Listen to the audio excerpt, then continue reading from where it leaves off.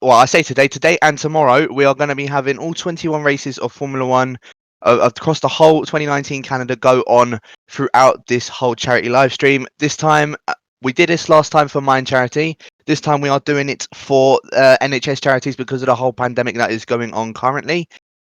Without further ado, I am just going to show you all of the different teams that are going to be participating in this 24-hour event.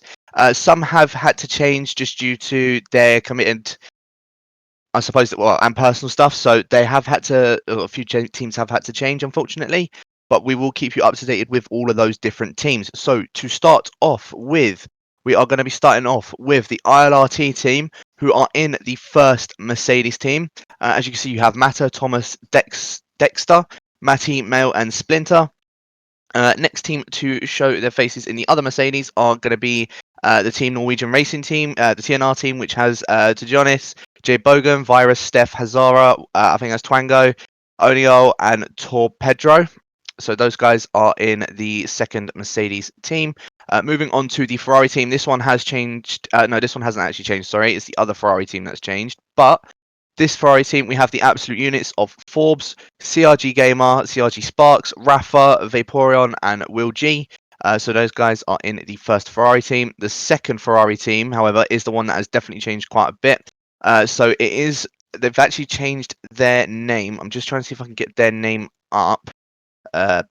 Where is it?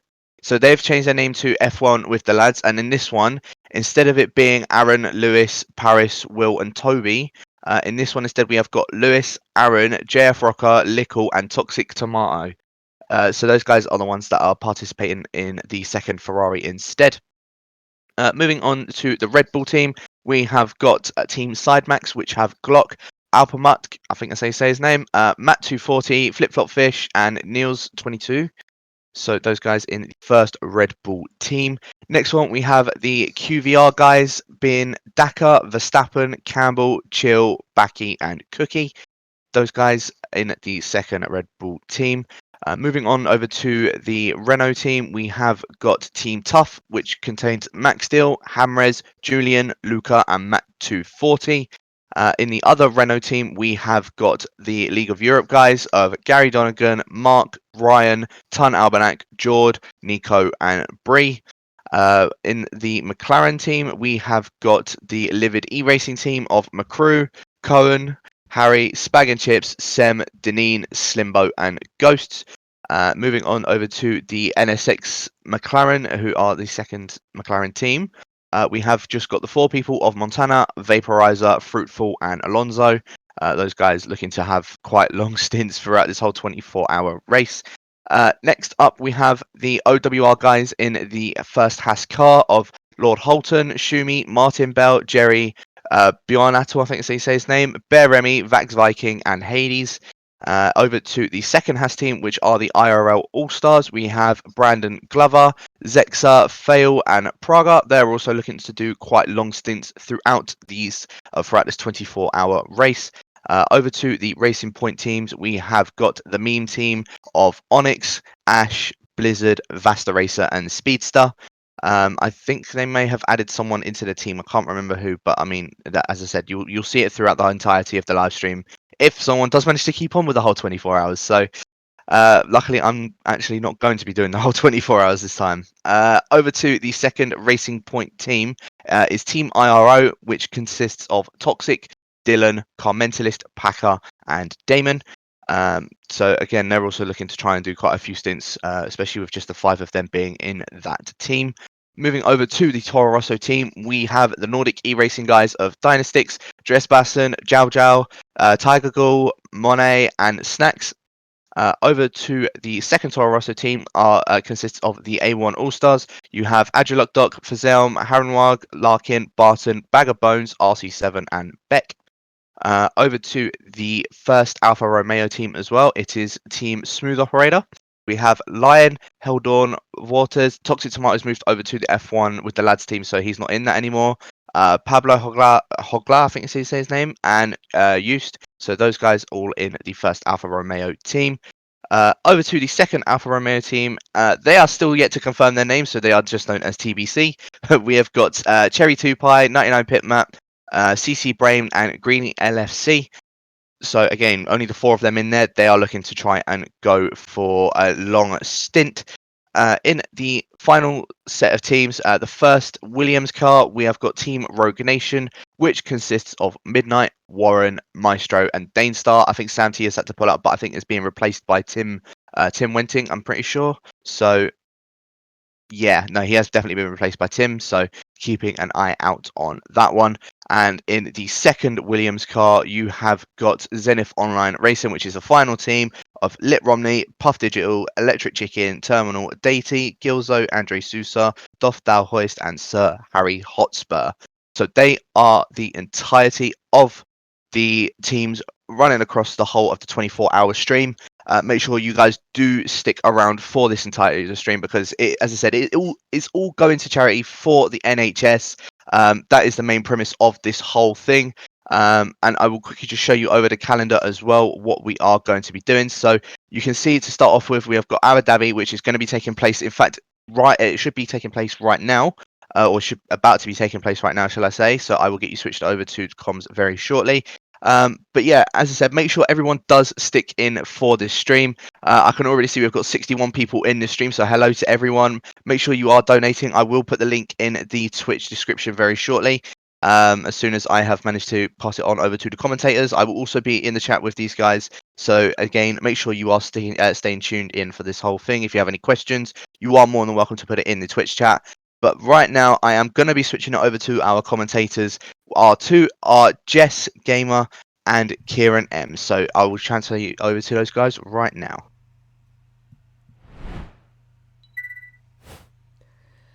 So welcome along to the first race of the 24 hours, and we're in Abu Dhabi this afternoon, and we've got our guest commentators joining myself and J. Cole for the whole 24 hours, so we're not all doing the full 24 hours. And joining me for Abu Dhabi and Belgium, as J. Cole has said, we got the legend, Kieran McGinley. How are you doing, Kieran? You're too kind. Thank you very much, Jess. Well, hello, everybody. How are we all? It's the very start of the 24 hours. And as J. Cole said, yes, you better leave it on for the whole 24 hours. No sleep for anybody here tonight or today, for that matter. Yeah, I'm looking forward to this one. Abu Dhabi seems to be one of those tracks that people love to hate. But you know what? I have a soft spot for this track. It can offer some good overtaking opportunities. It can. But it's a tight, twisting track, especially towards the second and third sector. So you've really got to keep on your wits about you throughout the entire race. And then, of course, we've got I believe we've got Belgium after this one. That's a classic track, so I'm looking forward to that one as well. But yeah, it's going to be a great day. I hope you're all ready for some great racing. I'm ready to, well, absolutely exacerbate my voice over the next 2 hours or so I hope you're looking forward to that, Jess. Yeah, exactly. Abu Dhabi was first introduced in 2009, and it debuted as the Formula One season finale, and it was actually when Jenson Button actually won the Formula One World Championship in a Brawn, which we thought at the beginning of the season, we thought the Honda was never going to make it, and then Brawn turned up to winter testing and absolutely nailed it. And so I wonder if we're going to see something similar tonight. We've got a wide variety of drivers representing their teams today, and it's going to be one-shot quali, so it's not going to be a normal quali as you were expecting. It's going to be a one-shot quali, and then it's going to be the race, and then it'll be a short 9-minute break for the guys to either stretch their legs and get their next driver in if they're doing either double stint or whatever. So yeah, looking at this grid for our first race then, what's your standout? Who's your standout tonight, Kieran? Well, as long as the race one here I've got in front of me is the same as everybody else's, I'm fingers crossed that it is. It's going to be a really, really good grid. The only thing is that it's default setup, so that advantage of making setups and using them to your advantage is pretty much wiped out, so in order to try and balance out the field as much as possible. But it's hard not to turn away from the names like Lewis Welsh there. You've also got Vasta Racer, Vaporon might be one to watch, Lion as well, Dakar, I've seen him quite a few times. I believe Cohen is there still. Matt, I think, is he still with the ILRT team? It's all gone changing for the last couple of days, but yeah, they're all quick drivers, absolutely. So this should be a good one. I'm looking forward to this. Yeah, and also there's one rule, two-stop strategy, and Abu Dhabi is known for being a two-stop strategy. And apologies there, you couldn't hear us for the first 2 minutes as J. Cole forgot to unmute us on the stream. Tut. So hopefully you can hear us now. Let us know in the chat. So the stuff that we talked about was completely irrelevant for the moment. Yeah. But sorry about that, guys. First technical problem for the 24 hours. Let us know if you can hear us. So we are about to load into the lobby as we've got the first lot of drivers in there. As I said before we were muted, it was first opened in 2009, the circuit, and Jenson Button actually won the World Championship in that season, and it was, I can't remember, I think it was Mark Webber that was on the podium along with Sebastian Vettel, so they got a Red Bull 1-2. It was their best result in the world, actually, and then the following year they went on to win the world title, which was absolutely great to see as well. And I do believe we are loading into the lobby, and we need to try and find someone to go on board with. Who should we go on board with to start the quali lap? You know what? I like to let the game decide. I think we should let the game decide who we ride on board with for this lap. I mean, there's 20 drivers, and hopefully they pick the right one for yourself and myself, Jess. So let's see who it picks for us. I would assume then that's the one to watch out for. Yeah, I think so. So due to the fact that it is fixed up, they just got to do their tyre strategy, and the tyre strategy is going to be the same. They'll have to start on the tyres that they set their fastest lap on, and it has chosen the Williams car of Terminal DT. Who's it chosen for you? It's chosen the same for me as well, so we ride on board with the hot lap, Jess. Do you want to take it away, or am I doing it? You do the first one, I'll do the second one. We've gone through the first corner then, now going through all the way through turns 2 and 3. Long right-hander here before the slight kink of turn 4. Watch out for the inside there. You can really bunny hop the car, which is not going to help you whatsoever. Into turns 5 and 6 now, trying to get the car and negotiate it through those corners in towards the slowest corner of the track, turn 7. Try and slow the car down as much as possible. The traction on the exit there is going to be crucial down the back straight here. DRS wide open, only about a quarter of the way down the straight, but you'll notice here how the runoff area on the right-hand side narrows in. So you've got to stick to the middle, and then it becomes the right-hand side of the track for you to open up this next corner. In through the next couple of corners, turns 8 and turn 9, that big sausage curve on the inside of turn 9 there can really unsettle the car. Be careful about taking that curve. Could really lose that back end. Onwards now towards turn 11. Use that curve on the right hand side to its full to open up the corner as much as possible as you look to try and get the biting point through 12 and 13. Now heading towards turn 14, almost a 90-degree corner from here as we now look to the next couple of corners, turns 15 and 16 through 15 flat. 16 becomes then the braking zone for turn 17, so you've really got to be careful about locking up the tyres. Through turn 18 now, and it's pretty much all right angles now as we head through turn 19. Watch out for the wall on the right hand side. Try and use as much of it as possible to get yourself the best exit. Through turn 20 and then onwards now towards turn 21, which has a very, very late apex here. Try and turn in as late as possible as Lewis Welsh puts it on pole position for his team, and that is a lap of Abu Dhabi.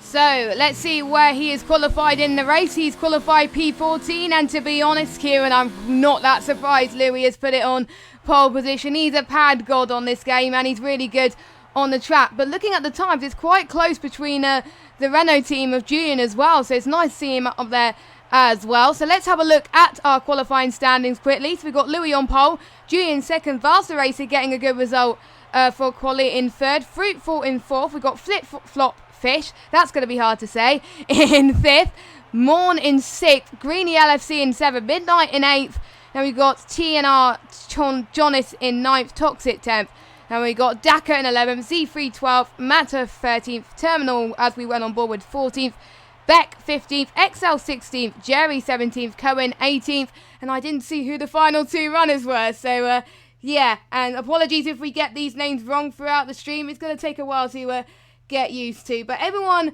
from by the looks of things, Kieran, all the top 10 have did their best lap on the softs. Yeah, absolutely. So it really opens it up now. I mean, obviously you've got the two-stop strategy. That's mandatory unless it is pouring down with rain. I've got to be honest with you. Looking at Abu Dhabi, that's a rarity in itself.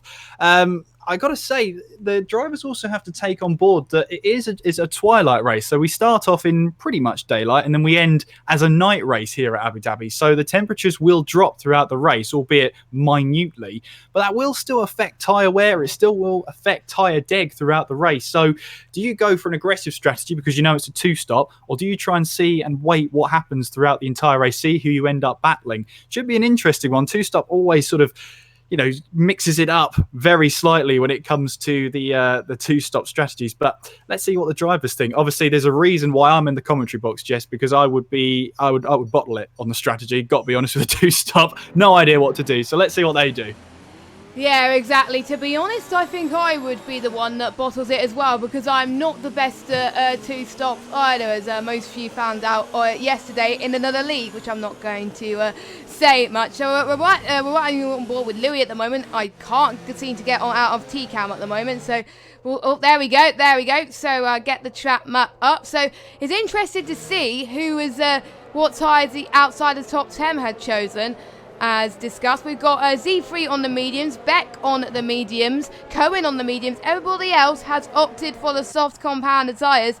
And luckily they've got an easy race to start with, since most of them are used to the two-stop strategy in Abu Dhabi. And most people will probably start on the softs, then they'll go on to the mediums and mediums. Some might try for the soft mediums, or maybe the ones near the bottom will probably do medium, soft. We'll just have to find out pretty soon as well as the race go on. And like you said, tyre deg is going to be very crucial as it gets towards the twilight zone of this race. Then will anyone beat Louis off the line? Louis is really good at starts, but we've got the likes of Julian and Vasa Racer really nipping at their heels already at the start of qualifying, ready for the race. And one advantage, I don't know if it's an advantage or disadvantage, there's no safety car, so they're not going to take advantage of this safety car issue. So if there's a crash, then they'll have to deal with it, and they'll probably lose some time out. And the reason why there is no safety car is probably to make sure that we are running to time, and to make sure that we get some good racing as possible. And also ghosting is on as well, just to make it fair to let the lap cars through as well. So who's your money for the win, Kieran? I got to be honest with you, I really fancy Lewis to take pole to the win. I got to be honest, he's, this is a track that does favour the controller. When we get to Belgium next time out, that won't be one that favours the wheels. So Lewis is already a quick driver, and if he can get that advantage under his belt, he's got a very, very good chance of converting pole to the win. Of course, I believe he's driving for Bois in the I'm going to mess up that team name so many times, and by the end of it you'll be tired of me saying it. But yeah, my money's on Lewis for winning this race, but watch out for Julian and Vasta Racer. They will not make this easy for him. Definitely not, as we're waiting for all the drivers to head on to the grid. Then turn 1 is very tricky, so hopefully there'll be no accidents on the line, as all the drivers are going out there really, really quickly. So the ones at the front, they are going to be very happy, so they don't have to have cold tyres for most of the race then. So for the first 20 laps of the 24-hour is about to start right now, and the spectator menu is not showing up for me, but anyway, we got 4 lights, 5 lights, and we are... It is a long hold for me at the moment. I don't know if it's a clip. There we go. That's the puppy. It is lights out and away we go. Louis has got off to a very good start already, and fruitful already, getting a dive into turn 1 already, as we've got the Toro Rosso fighting with the Alpha as well. Faster Race dropping off a little bit as well. Is there any contact at the back? No, there isn't. Everybody seems to be making it through cleanly. Now going through turn 2. Oh, there's a car around. Oh, there's a Beck. car. Oh, Beck's out.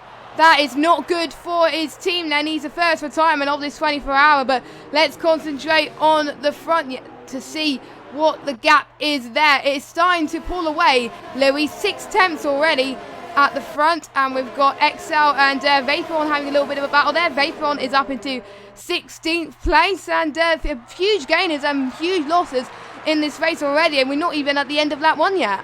Oh, Cohen going for a move up the inside, but Matt makes him think better of it. He's still got a car on the inside here of Z3. Oh, Matt's lost the back end then out of turn 9. Just about gathered that one up, but now will be hugely compromised. There goes Lion, who I believe invalidated his qualifying lap. So too did Vaporon. They've had great starts. Vaporon looking around the outside of Cohen there. Cohen locks up going into 11, 12 and 13, and the Ferrari there, or I should say Vaporon, takes the position away from him, and as easy as that. And Vaporon, who started on the back row of the grid is now up to P13. He'll be very happy with his start. Yeah, I agree. I mean, in Abu Dhabi, starting at the back could usually be a good option for you. And don't forget the one-shot quali, more people would invalidate if it was an 18-minute qualifying session, to be honest. So I think a few people will be disappointed with that, but they're good enough to get some good starts. Vaporon trying to make the move past Cohen again, and he does. He's still in P13 as Mclaren is off. That is Cohen. He just went off a little bit there. That's allowing Lion to try and get past Cohen into turn one. A little bit late on the brakes for Cohen. He just locked up a little bit there. That's gained a bit more time on line for now, as we're starting to see some battles right up the front. Julian is closing up to Lewis in the Renault. Well, Lewis in the Ferrari. Julian is in the Renault. And we got lost another two people. Huge contact. XL and Jerry, I think his name is. Yeah, they've come together big time. You can see Jerry there with his front right tyre completely off the car.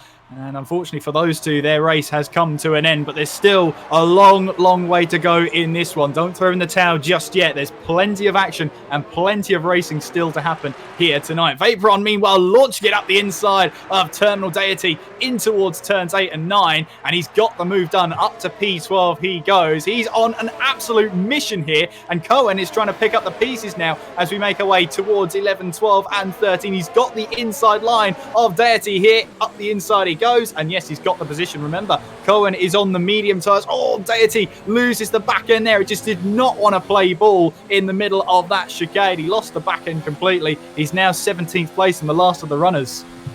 Yeah, that is a shame for Terminal, who actually started 14th in qualifying, but it's not about where you start, it's about where you finish. So hopefully Terminal could pull it away, because, you know, there might be people that get damaged, and you could get some extra points for it as well, as we're starting to get the DRS open for these drivers then, as DRS is enabled for lap 3 as long as there's 1 second. And we got our first penalty of the race then. Faster Racer, a 3-second time penalty due to multiple corner cutting. This track is known for penalty central, like loads of other tracks here on this F1 2019 game. It is really harsh on some corners, so let's hope more people don't get caught out as well. Meanwhile, the first person to take advantage of this DRS is Midnight in the Williams. His teammate is now pretty much down in 16th. Well, not his teammate, his other Williams compatriot is down in 16th, whereas he is doing very well in 7th place. Is he going to try and get the run on the first DRS straight? Nope, he is not. He's going to have a better run, I think, in the second DRS straight. I think that's where a majority of people will go for the move, because if they go for the move in the first one, the other person will get the DRS in at the second one, and that's what you don't want to do. Here comes Midnight. Is he going to the... he is going for a switchback here.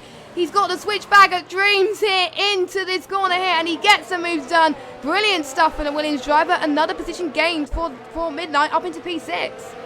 Yeah, absolutely. Well, Julian there has just been passed by Fruitful going into turn 11 there with the DRS, and Fruitful now moves himself and his NSX team up to P2. Now 2 seconds behind Lewis. That's a big, big gap already on the third lap of this race, but there's still a long way to go in this race. As you see, Midnight there has got the move done on Greedy. Up to P6 they go. Cohen, meanwhile, trying to put some pressure on Vaporon. Remember, he's on the medium tyres right now. Loses that back end. It snapped on him in the penultimate corner. Managed to just about gather it up on the entry into turn 21. But he's got the car under control now. Z3 behind him, also on the medium tyres. Only 3 drivers, of course, on those medium tyres for this first stint of what should be a 3-stint race. 2 stops needed. Greedy picking up a 3-second time penalty. We'll try and keep on top of penalties on the screen as much as possible, and by that I mean I'll go into the race director every so often, because then it won't be covering all the action. Exactly, and I think we've got another yellow flag in sector 1. I think it's just people moving out the way, I must say. We've got more DRS trains starting to emerge. We've got Julian as well trying to get past Fruitful, but he can't do it on this occasion as well. We've also got Toxic on Greeny LFC. A bit of contact there, a bit of banging wheels, but they're managing to keep the car together. It's really hard to keep it in track. Greeny's gone off a bit, so he's lost a few positions there as well. I think Toxic's a bit far back for Midnight. Can Faster Racer get past Julian? No, not quite, so I'm guessing he has to wait until probably the start-finish straight. But the start-finish straight is one of those tracks where it's one of the only tracks to have no DRS straight in the start-finish straight. I think Silverstone might be one of them. I'm not entirely sure. I'll need to double check that at the end of the race. But that is going to make things very tricky. There's only 2 DRS straights and 1 not at the start-finish straight.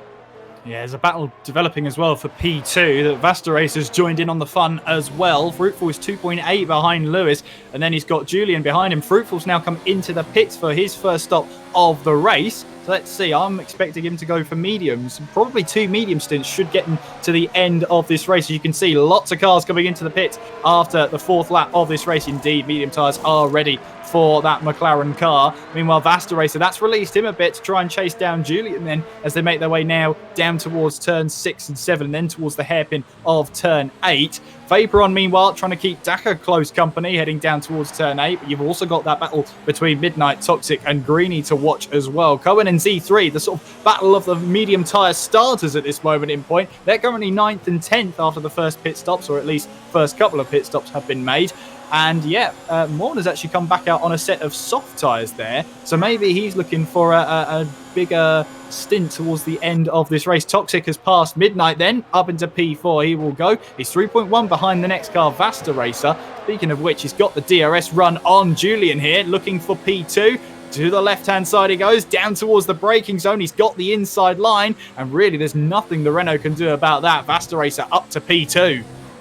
Brilliant stuff from the Racing Point, and I need to try and count how many times I accidentally either say Force India or some other team names that are not Racing Point. So I'll try and not say that, but luckily that's round number 1 for Vasta Racer. He's up into P2, and he's a 3.5 second gap now between Lewis now. So the more that these guys battle, that means Louis could pull that gap in and make sure he can comfortably pit. And speaking of which, he's in the pits now, and so is Vasta Racer, and so is Julian as well.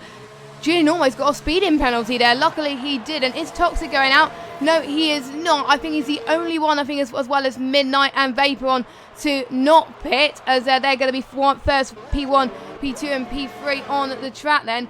So Louis, I'm seeing what tyres he's going on to. Medium, so is Vasta Racer, Julian, Greeny and Dakar. They are all on the medium compounded tyres, so it looks like a soft medium stint for those guys, and everyone else just staying out hoping that the overcut's going to work for them.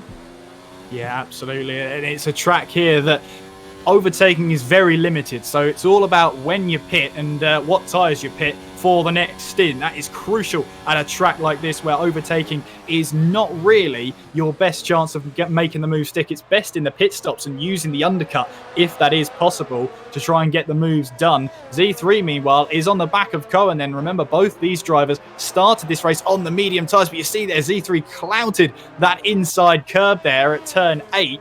And turn 9 that is, and that unsettled the car, and look how much ground he's lost against Cohen there. That's the difference between getting that curb absolutely spot on and hitting that sleeping policeman on the inside. Greeny, meanwhile, I believe has just made a move on T. Jonas there. Up to P12, Greeny goes. Julian, meanwhile, is right on Vasta Racer's tail. It's all going off, Jess, and it's very difficult to see which driver to keep following through all this. I'm finding it hard as well, and it's only the first race. How am I going to cope for the remaining 4 hours of my stint? I don't know, but we are coping, ladies and gentlemen, and I think it's glad to start Abu Dhabi as the first race, because there's just so much going on, and that's what two-stop brings you. That's why they decided to bring it in, because it brings the drivers close together, and they're able to push a lot on those hard compounded tyres. And we're seeing the final soft runners going on into the pit lane to possibly go onto the medium compounded tyres, which they do. Matt is the only driver yet to pit.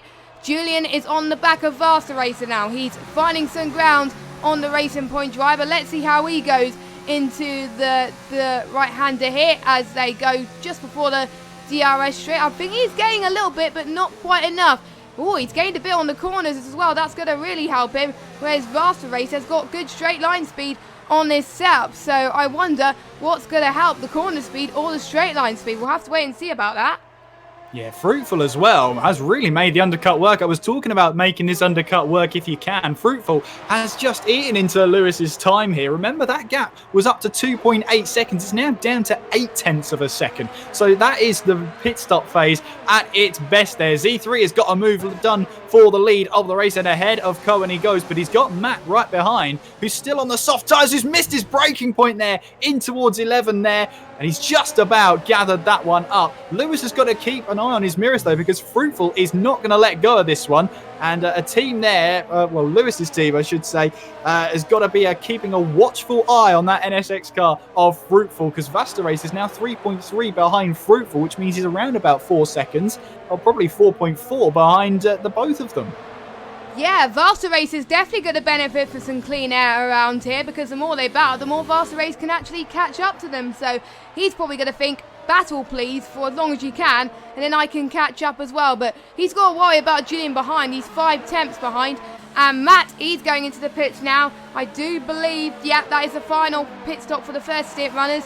He is going on to the mediums as well. So that is all the soft runners done their first pit stop. But let's quickly watch Fruitful then as he goes towards closing up to Louis right now. Louis right on the back of Cohen, and he's got to get past his traffic. Traffic is not is really a hindrance on this circuit. You've got to get past him soon, but Cohen will probably won't, because he's probably going to help his team more than anything. Let's see what Louis could do on the DRS straight then. He's going to get the inside. What is Cohen going to defend? Is he going to let him through? He's not going to, but Louis just gets the job done. Or maybe not actually, as Cohen tries to defend there, but didn't quite work. So that is Lewis up into P2 of this race then, and net P1 on track then. Next is Fruitful, but Louis is going to try and, well, Cohen's going to try and come back almost certainly in the other McLaren. This is not going to be easy for Fruitful to get past him. Cohen is just on fire.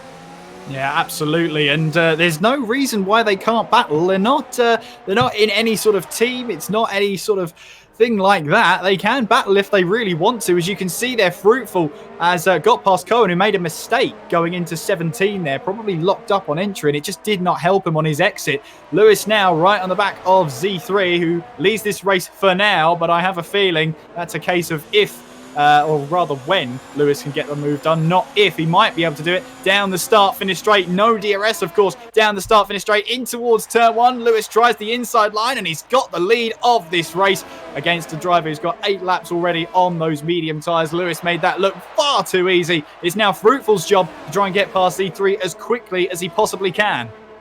Yep, he's got to really, doesn't he? Otherwise, he's going to lose so much time to the Ferrari in front. And you know how good Lewis is on this track if he gets to pull away from the lead like that. So here comes Fruitful then in the other McLaren, and let's see if he can get past Z3. It looks like there's no problem at all, but Z3 is covering off quite nicely here. He's probably going to just let him go, which he does. He doesn't want to hold up Fruitful too much. So that is Louis and Fruitful, P1 and P2 of this race, and that's going to really help Fruitful to fight for the win of this race so far. Meanwhile, Vasta Racer, he's right on the back of Julian then. I do believe it's the second DRS straight. Yes, it is, but Julian says, no, thank you, you're not having that P5. He keeps on to that position for now, and that means Vasta will have to settle for P6 in this race until he could try and get past him. He's going to hope that Julian makes a mistake, but by the sound of him, Julian is having a good race so far as well, so it's not going to be easy for Vasta.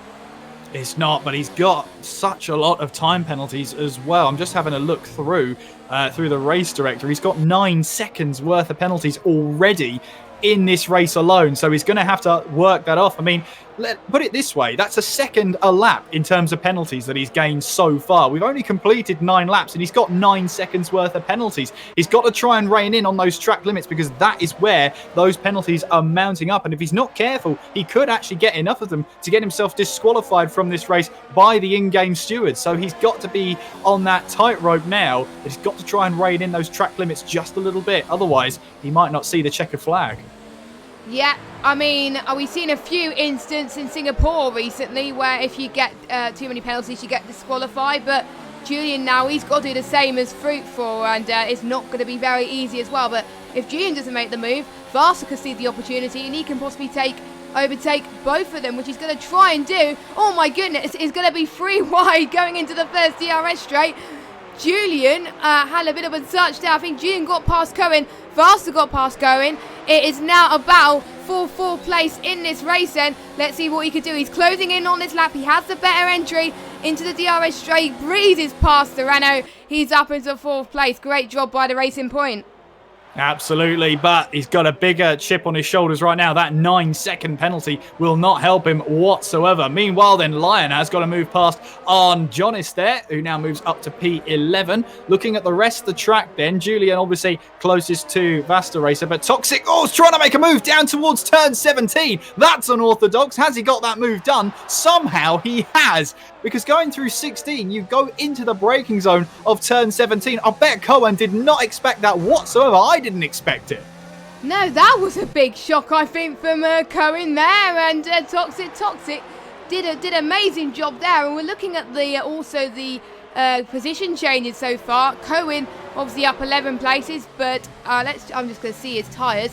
10 lap old medium, so we're going to ignore him. But obviously Fruitful's gained 2 positions as well. He's done a brilliant job as well, considering, and Toxic 4. So, I've got to say, driver of the day so far has got to be Toxic. He's pulling out all the stock to make sure he gets points in this race. And just a reminder, you do get points for every place you finish unless you retire. If you retire, you get no points at all.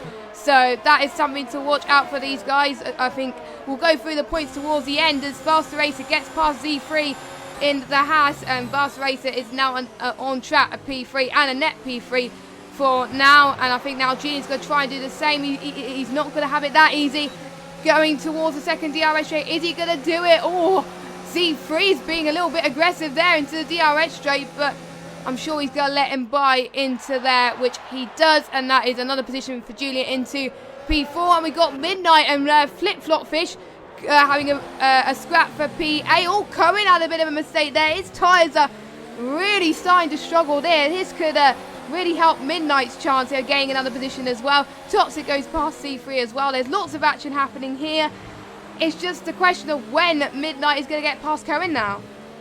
Well, it's going to be an interesting one, isn't it? Cohen on 10-lap-old medium tyres. By the way, Toxic once again made that move up the inside of turn 17. That's 2 in a row now. Cohen loses the back end. Will he try and pit? Yes, he will. And Midnight has to back out of a move up the inside. Now that's going to open up an opportunity for Flip-Flop here to have a move down the start, finish straight in towards turn 1. But he can't quite take advantage of Midnight there, who struggled for traction out of the final corner. Of course, he was a little bit compromised by a car wanting to go into the pit lane. 3-second time penalty for Greeny. Here comes Lion on the back of him as well. Flip-Flop Fish looking for some move way past Midnight there. Lion's trying to go around the outside, then towards the inside, and Greeny there shuts the door and gets a little bit of a half spin on. And there goes Vapor on, who goes up the inside of T. Johnny says, thank you very much. I'll take that position away from you. He's now got Lion clear in his sight. We've also got that battle as well up ahead between the Midnight and the Red Bull of Flip-Flop Fish. Oh, you're right. That was a hard name to say. Anyway, Lion trying to go around the outside at turn 8 here, or turn 8. And now we go through turn 9. Lion has got the move done. Meanwhile, Flip-Flop Fish has got the move done so far on Midnight, but you've got 2 DRS zones and you've got to try and defend as best you can. Midnight swoops past that Red Bull and back up into P6 ahead of Flip-Flop Fish. Meanwhile, then Julian has got away past Vasta Racer once again. Up to P3 goes the Renault, and Fruitful here has dropped off 4.5 now behind Lewis. Lewis has got some sensational pace on him today. Yeah, I think the team have done the right thing putting him out first in the car, because then the other teams will have some confidence going into the next few races. Because if you have a teammate that's put on some good performances, it's either someone that's you're either going to have more pressure on your shoulders or less pressure to deliver, because maybe there is some room to have a dull race for your team, but not too much. But as long as Lewis can keep up his performance throughout this race and the next few races, because I do believe he's doing a few stints actually to start with, then he should be absolutely fine. As Lion has got a time penalty, and we've got Morn, who I believe was on the medium to start with. He's going, no, he's not, he was on the softs. He's going into the pits then. I'm not sure if he is his second stop or his first stop. He's onto the mediums then, so I'll check the stops actually. It's his second stop, so he doesn't have to pit again. He could get the mediums to the end, but it's going to be a bit of a gamble. I don't think it's going to last very long, but he can, well, he doesn't have to pit anymore. His strategy is complete pretty much, as Flip-Flop Fish has trying to make a move past Midnight. Can he do it? Yes, he does, as he's up into P6 of this race. Brilliant stuff from him as well. Meanwhile, we got Greeny LFC. He's got past both Jonas and Vaporon up into 9th place already. And we also got Lion as well, still battling for 7th place. There's just so much going on here. There's a little room for error. If someone makes an error, it will probably allow the guys behind to possibly take advantage here. Absolutely, Midnight's got that move again done on Flip-Flop Fish. Up to 6th place he goes, but Lion is looking ominously on at the Red Bull here. Will he think about the inside of 17? No, he won't. Toxic, meanwhile, is putting Vasta Racer under some pressure. A bit half a lap ago, I have to say that Toxic was right on the back of the racing point, wanting to make a move into turn 8, then wanting to make a move into turn 11, but Vasta Racer just about held him off. Unfortunately, though, he hasn't got far enough away from the DRS zone to get stop Toxic from having that DRS entirely. Half a second right now, another lap like that, and he might be able to pull off the gap. Lap 14 of this race, approaching the halfway mark of this race, and Lewis leads by 6.2 seconds. Remember, he does have to stop again. It's a mandatory 2-stop race for all strategies here. I got the words the wrong way around, but the point is you need to have 2 stops in your strategy for each and every race. The only time you don't have to is if it is pouring down with rain because of the limited tyre supplies when in wet weather.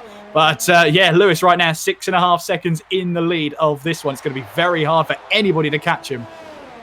Yeah, it is. I mean, he's just on fire right now. It is great to see as well. But meanwhile, we're still seeing Midnight and Flip-Flop Fish going at it once again. This is just never ending for these lot as well. It's just great to see them going all at it. I wonder how they're going to be like in about 12 hours time when they've got to do their stints again. Will they have the same energy as they did before? We'll have to wait and see. But here comes Flip-Flop Fish up into 6th place in the Red Bull. Midnight trying to cover it off. He's going to try and defend when you least expect it, which will be absolutely insane. I mean, Flip-Flop is the only guy in this lobby from America. Everybody else is from Europe as well, so the connection might be an issue, but seems to be that his internet is fine for everybody else to race him. It's definitely fine on my end, so it looks like he's doing very well to challenge against all the Europeans in this lobby, representing the Americans in this 24-hour, I must say, as well. I think most of the drivers are American anyway, but I will double check at the end of this race. As Lion,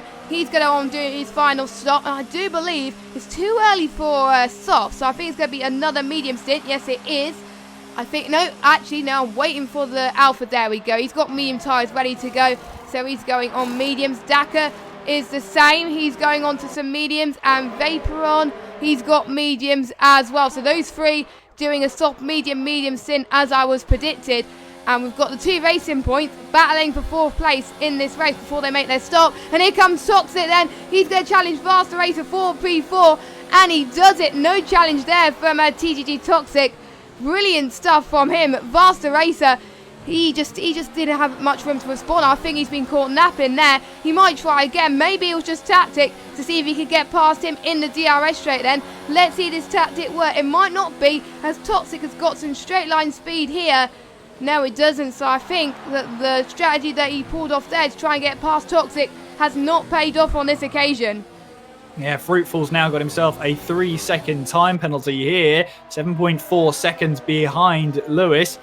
Julian, meanwhile, 2.2 behind 2nd place. Toxic then moves up to 4th place. Haven't seen that move. Midnight is trying to close in on Flip-Flop Fish once again. T-John is in P9, trying to close in on Greeny, but Greeny has quite a handful of penalties already. Cohen is looking at the rear wing of Z3, both of them on a similar strategy, at least for now, as they make their way through 16 and 17. Cohen, will he try and move up the inside of 17? We've seen that before, but not this time. Toxic and Vasta Racer come into the pits at the same time. Now, of course, that's going to have an unintended side effect, because Toxic here is going to get the tyres first, and Vasta Racer will have to queue behind him. Yeah, that is a double stat there. That is not what you want for Vasta Racer, and that is something I completely forgot to say. Due to the fact they not have the same teammate, there's just one car per team, they're not going to know what the other team is doing. They might hinder that team as well. It's not like league racing where you have your teammate in the other team and your constructor in the party. They won't. It's only your actual team, and that is a bit of a shame, to be honest, for Faster Racer. That is one disadvantage for him, and he's all the way down in 15th place now. Everyone from 9th downwards have made their pit stops, and that's going to hinder a chance of getting a top 10. I mean, he was looking like he was going to get a podium, but not anymore. That is a huge shame. I think Faster Racer must be kicking himself right now. He'll be fuming at that one, because that meant that the toxic move that was made was crucial, as Cohen now moves up the inside of Z3, then in towards turns 8 and 9 there. Getting over the bump there is crucial, and they've got it both in style. Yeah, that's the important thing we have to remember over these 24 hours, is that although they're in the same car, they're not the same team, and the mean team there for Vasta Racer will be absolutely beside themselves. They can't believe that's happened, and that move that Toxic made on the other racing point proved now to be so crucial, as Z3 is out of the race. He's had a crash there on the exit of turn 13, and he is now out of this race entirely and retires from the Abu Dhabi part of the 24-hour endurance. It looks like he's just dropped that on his own, because I couldn't really see anybody else around him. I didn't see it as it happened, but he comes the 4th driver in this race to retire, so he'll have to regroup, and if he is racing at Belgium, just try and regroup and prepare himself for Spa-Francorchamps. Yeah, exactly. We will double check who is racing there, of course. And whilst this was happening, Fruitful and Julian have gone into the pits for their final stop, and Fruitful did exactly the same thing, got past Julian, and there he goes. He is now in 3rd place. I do believe, no, it wasn't a double stack, it was just getting my colours mixed up there as well. So Fruitful now into 3rd place, and just look at the gap between Lewis and Midnight. He's going to go comfortably in the lead. He can pit all he wants and still be in 1st place, because there's still Midnight still to make his 2 stop. It is just good to have that comfortable advantage when you do that, because you can either just stretch it a little bit or go onto the soft compounder tyres once again and just try and challenge to make sure you keep that victory. Don't forget, Lewis doesn't have any penalties either, so that is helping him in Faster Racer. He's going to try and get a comeback. He is up into P13 of this race. Yeah, but as you say, Jess, that all positions, as long as you finish, score points. Lion here looking for a move around the outside of Cohen. Cohen backs out of it in the hopes that Lion now breaks himself, but that is not the case. Lion now moves up to P7 with a nice move up the inside, or around the outside, I should say, into turn 11. Yeah, brilliant stuff from Lion. He's done his stop now, so he's got the only traffic he's got to worry about is Matter in P6 for now, and then he's going to then fight for position. And don't forget, he's not that far behind Julian as well. Once Matt goes into the pit, so he's going to have a good job fighting them as well. And as I was speaking about Lewis earlier, he goes into the pit. He goes on to his final set of medium compounder tyres, and he's only 3/10 behind Midnight. Obviously Midnight still to make a stop. He's going to get past Midnight for sure. It's a question of when really for him, and that's really going to show why Lewis is the class of the field this afternoon for the first race of this 24-hour as well. Is he going to get the move? Well, is he going to get the move done? Of course he is. There's no question about it. Just before the first DRS straight, here he goes into the lead of this race, and it looks like he's going to stay there. Yeah, Midnight definitely thought about that one, but on 11-lap old medium tyres, I think he realised that he wasn't going to have much fight in the tank then. He's got to focus on his own strategy to try and get that Williams as high up the order as he possibly can. I'm just having a look here. Team Rogue Nation here, currently 2nd place, but yet to make their final stop. He will have to try and just keep himself to himself at the moment and try and get this stint as fast as possible so he loses the least amount of time when he stops. Cohen here looking for a move up the inside of Flip-Flop Fish, then down towards turn 11. You can see then Fish close the door on the entrance there and stop Cohen from trying to take that advantage, and it's worked there because Flip-Flop Fish still in P8 in this race so far. Well, 11 laps to go, 10 and a bit if you're picky, and Lewis leads the way from Midnight in 2nd, Fruitful 3rd with Toxic running in 4th place, Julian 5th with Matt in 6th, Lion there is right on his tail in 7th place, Flip-Flop Fish in 8th with Cohen 9th, Vaporon rounds out the top 10, and of course every position here, as long as you make the checkered flag, scores points. So it's really important, even if you don't have the greatest race in the world, get to the checkered flag, because your team will appreciate it much more than if you retire in the pits. Yep, and we've got 4 retirements already from this race. Beck, Jerry, XL, and obviously Z3 with that crash that we saw on stream, which is a bit of a shame as well. They'll be getting 0 points, nothing.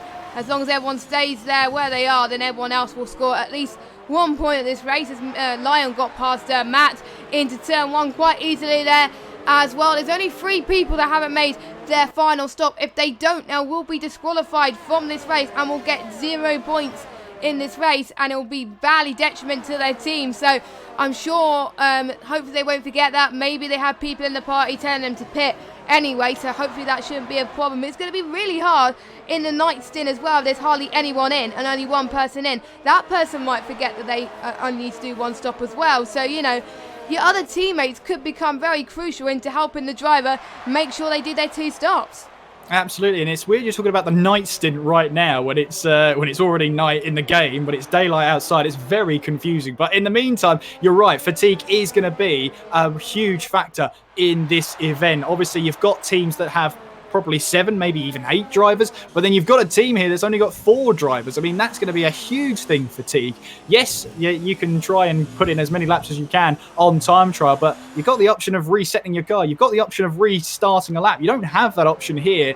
And sometimes if you keep making mistakes, it compounds, it wears you down if you keep making those mistakes. So you've just got to keep a fresh mind about you. Keep the consistency there. That's the most important thing. Flip-flop fish then looking down the inside here of Matt in towards turn 1, and he's going to get that move done then up to P6 he goes. And of course then Matt still on 12 lap old medium tyres. We've got yellow flags in sector 3. That is a Toro Rosso there, and it is Morn there out of the final corner, who's got himself into a little bit of a spin there. Does he have any damage to that car? I'm just trying to have a look. Doesn't look like it from first glance. Might have just been a little bit of a spin out of that final corner. Probably he picked up the curb on the left-hand side and over-rotated the rear tyres. That's what caused the oversteer, and that's what caused the spin.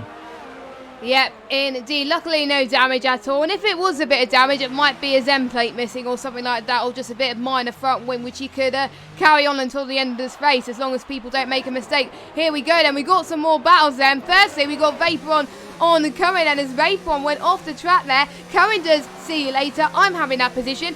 He's up into P8 of this race so far. Can Vapor go for another move once again? No, he can't. A bit of a lock up there, but I think he has to lay off for the time being, as Kieran is now going to chase Matter for P7. Again, those 2 still yet to make their final stops, the only 2 to make their final stops of this race. And due to the fact that most people have made their pit stops, I've got to say Lion has gained the most positions in this race. Lion has done his final stop and he's already in P5. I mean, you know, that's a dream start. Technically he started, well, he gained 15 positions, so it's hard to do math. I think he started all the way down the back as he's invalidated his lap, and he's all the way in P5. I mean, he must be very good at race pace. I'm sure that's really going to help him in this event for sure. Absolutely, but you've got to remember he pitted on lap number 3 to go onto a set of medium tyres, and just having a look at his timings here, he then pitted, I believe, on lap 15, because he posted a 1:55 there. Yeah. So he's now got to get those tyres to the end of the race. He's made his 2 stops. He's got himself a penalty, though. I believe it's 3 seconds, having a first glance at it. So at the moment, it's not too bad. But if you have a look in the distance, you've got flip-flop flish. I've mucked it up more times than anyone else in this stream. I can tell you that right now. But look behind, you got Vapor on with T. Jonas behind. Midnight having to defend from Dakar. Vasta Racer, who's looking to try and recover from that double stack. Down the inside he goes of the Red Bull, then in towards turns 8 and 9. Dakar's going to try and hold on as best he can, but Vasta Racer there gets the traction on the exit and gets the move done. That was crucial for Vasta Racer. He wants to try and recover as many positions as possible. Obviously, he pitted at the same time as the other Racing Point. Meanwhile, T. Jonas has got the move done on Vaporon, then moves up to 7th place. And Midnight here has got to keep his hands full because he'll want to attack the car ahead of Vaporon, but he's got to be very careful about Vasta Racer behind. We know he's a quick driver, so too is Dakar. Greeny might have a chance here, but he's got so many time penalties. They'll need to try and keep it within the track limits as as best as he possibly can. But lap 22, 7 laps to go in the first race of the 24 hours of F1. And if you're really enjoying this, I hope you are too. I'm just having a look. 195 viewers. Wow, that's amazing. Thank you so much, guys. Remember why we're all here. We're raising charity, or we're raising money for an amazing charity. So if you can, please do donate. But of course, raising awareness is just enough for if you don't have the cash to hand. That's not a problem. As long as we're gathering here, as long as we remember why we're here, we're going to have a great time. And yeah, absolutely. Lewis now 10 seconds in the lead with 7 laps to go. That is going to be a huge gap for anybody to try and close down. Yeah, I think Fruitful's going to settle for second place. Meanwhile, Toxic has lost P3 from Julian there in the Renault, but he might get him back on this second DRS straight, as we've seen millions of times before from him and Vasta Racing. And we've got Midnight and Vapor having a battle here as well. We're going to see if Toxic, he was trying to break the slipstream from obviously Julian as well, but unfortunately I think he just couldn't get the car settled, and he almost lost his front wing because of it. That would be absolutely detrimental if he did, but luckily he didn't, and that's him. He stays P4 for now, and Tronis and Midnight, they're having a scrap for P7, and Midnight gets the job done, and that's him up into 7th. But don't forget, he's on the soft compounded tyres. I do believe you get a point for fastest lap. I will need to double check from the admins if we do, because I think Midnight is probably the only person I think that could get it, because obviously he's the only one inside the top 10, and he's looking in a prime position for it. But Cohen and Matt can stop that because they're also on the softs as well. But we could see Midnight gaining another position if he gains 4.5 seconds this next couple of laps. It is doable, but as long as he keeps the car steady, he should be all right.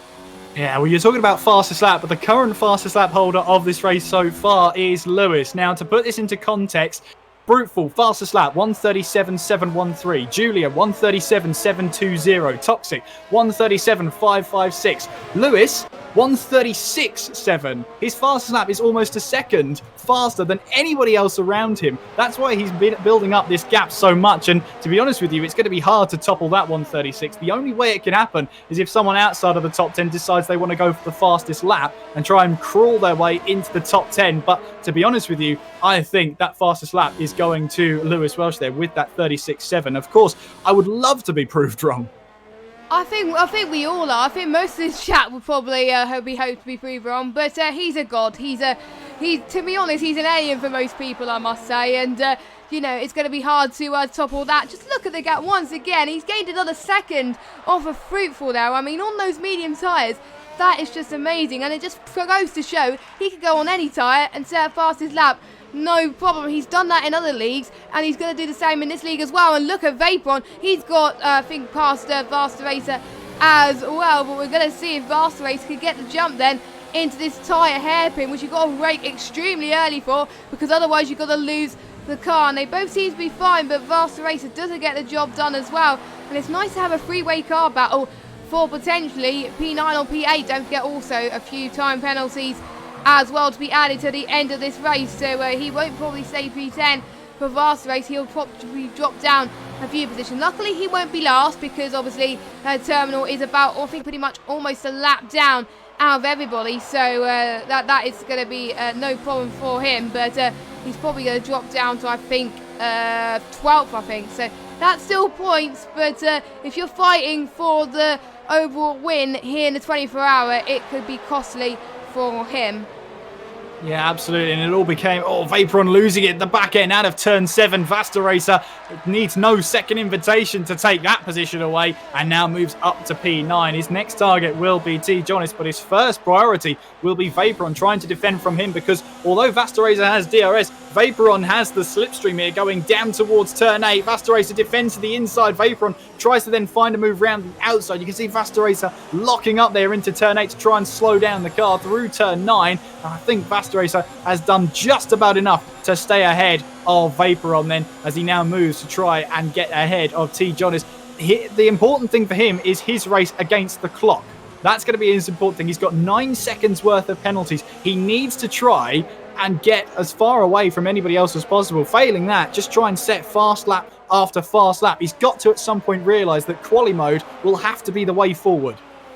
Yep, and I've just had confirmation from the admins of J-Col. In fact, there is no fastest lap point because everyone will get points anyway, so there's no point them getting an extra fastest lap. If there was a few people that will score no points, then that will be the case of getting a fastest lap point, but not in this 24-hour. It's just a bit of brownie points anyway, but I'm sure, we did see, I think, Vaporn almost losing the back end there into the start-finish straight, but luckily he saves that just about to keep the car in control, and he's dropped a little bit behind Vasta Racer now, which is not what he wants for now. The only other battles we've got on track is potentially, obviously, Vasta Racer and Tonnis, and we've also got Fruitful and Julian as well battling for P2, a potential podium in this race. Both of them doing an incredible job to make it this far as well. They know they weren't going to beat Louis, but the best of the rest, that is what they want right now. So let's see what Julian can do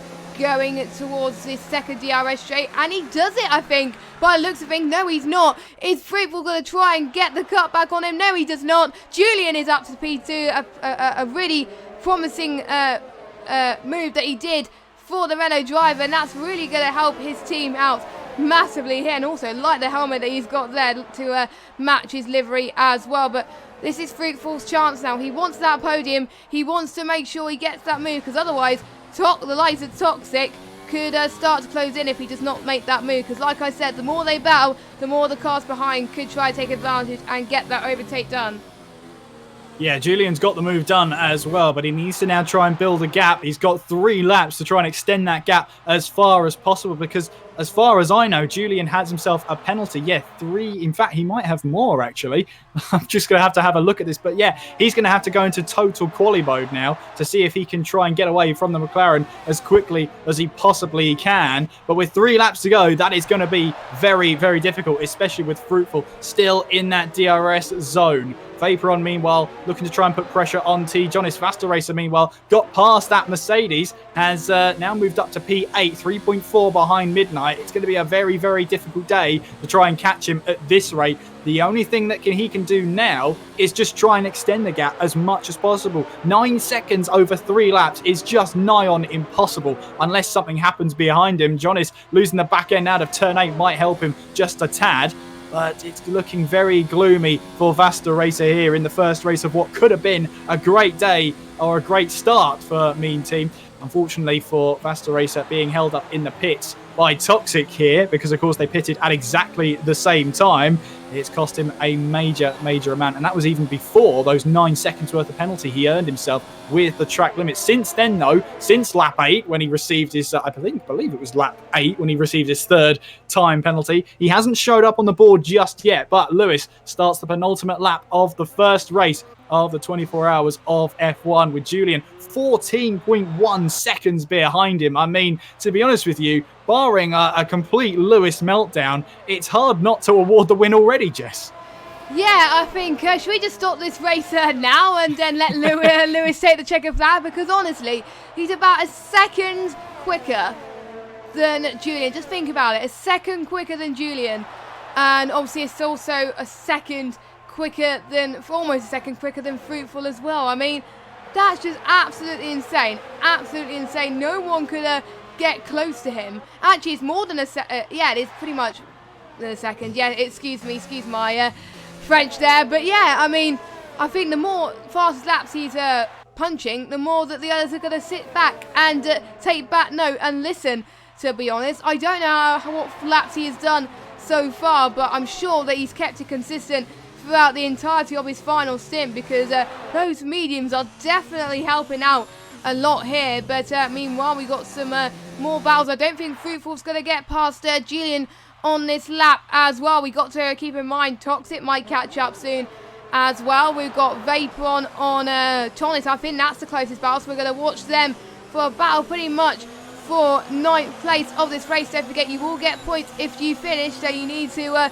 fight for every point you got, pretty much. As here comes Vaporon, and he's got the DRS. He's losing ERS, so he's going to lose so much power on the straight, but that's no problem for him. He gets the job done. He's up into P9 now, as Jonas struggled a little bit there. I think what helped Vaporon is what they were on similar amounts of ERS there, so that's why he got the job done quite cleanly there. Absolutely, but Lewis has now started his final lap of the race then, or at least the first race of the 24 hours here, now making his way through 7 and then through turn 8.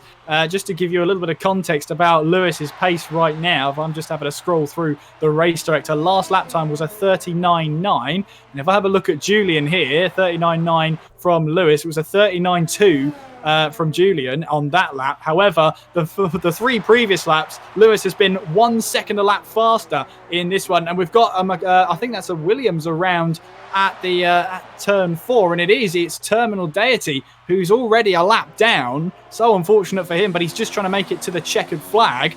Fruitful looking to try and get away past Julian as well. And let's see if he can do it down the straight towards turn 11 here. Fruitful will have some DRS, but Julian's got a great exit off of turn 9 through 10. Now Fruitful will look to try and get into the ERS and DRS and slipstream. Every single 3-letter syllable and initial you can think of, Fruitful's got it. But he can't get that way past Julian. Lewis then rounding through the 3rd and final sector of this race. And Jess, it's been a great race for him. Yeah, it's been absolutely fantastic. He's got this 24-hour race to a great start for his team. He wins it for his team. A very well-deserved victory for him.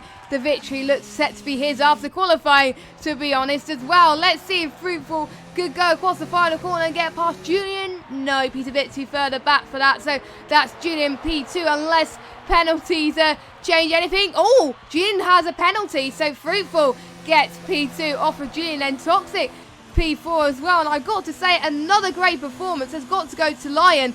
He gets P5 in all of this, which is absolutely astonishing. He started last and he's gained 15 positions.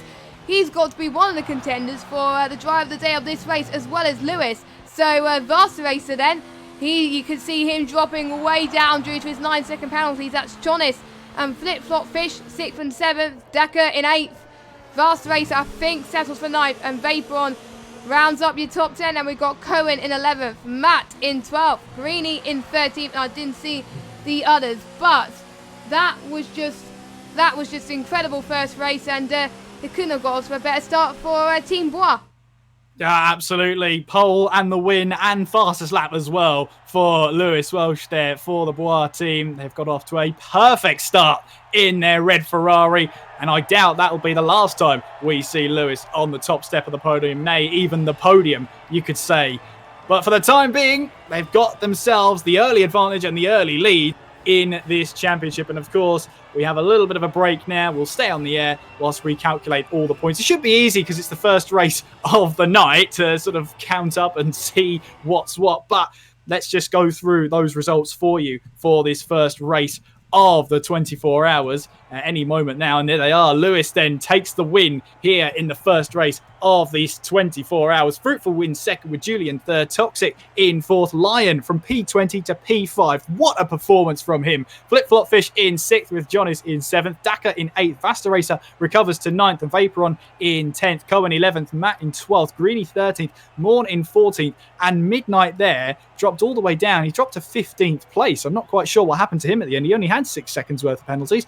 Deity then in 16th. Z3, XL, Jerry and Beck all did not finish this race, and so do not score any points for their respective teams. 16 finishes, though, means 16 sets of points get up for grabs. And, well, that's going to look very interesting for the championship. I mean, you could probably guess who's at the lead and at the helm of the championship right now. I'm going to hazard a guess, Jess, and say that it's Team Bois.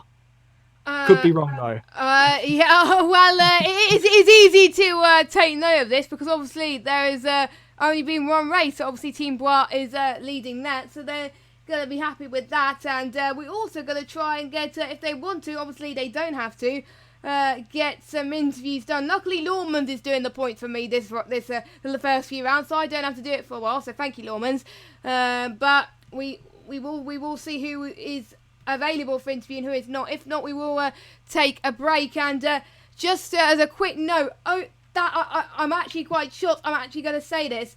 I've just had a note of how much money we have raised so far. I think Louis just said it in our Discord chat.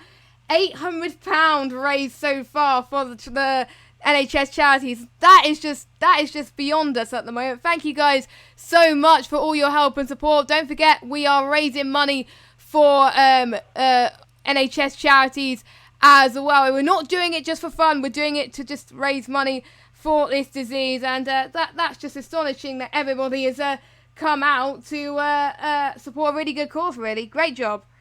Yeah, absolutely. And that's the reason we're all here. We're all here for a great 24 hours of racing, but also to raise that money. So thank you so much if you've donated already. It's not 800. Louis just joking. I think. I'm not entirely sure. Can someone tell me what the actual amount is, please? That would be brilliant. That would be awesome. But yeah, it doesn't matter if it's £800 or £80. Any sort of money is just amazing. Thank you all so much for. If you donate, that's amazing. If you can't donate, then don't worry about it. We're all here to raise awareness. That's the whole point of tonight and today. So just you being here is enough. So thank you so much for tuning in. But yeah, I mean, that was a great first race. We got it off to a great start. And I can't wait for Belgium, where arguably there's a couple more overtaking opportunities. But I think the point is everyone loves Belgium. And everybody's got to remember cold tyres going through Eau Rouge and Radion on the first lap. It doesn't work. There's plenty of times where I've seen drivers lose the back end on the top of the hill going through Radion and just lose the back end and head straight for the wall. So especially in a 24-hour race like this, that could be the difference between finishing or winning the entire event and finishing second. You never know, but you've got to keep finishes to a high. You've got to finish most of your races to have a good chance of doing well here in these 24 hours. But yeah, with Belgium next, I am thoroughly looking forward to it. Yeah, I'm very excited as well. And just a quick note on who is in for each driver then. So, Lewis is staying in the bar team, of course. He did well in the first race, so there is no option for him to keep that seat for Belgium. He's good at Belgium, and we know that from other leagues, so great to see how he does. Vapron, he stays in his seat as well. Jerry also stays in the seat. Dakar as well for Team QBR.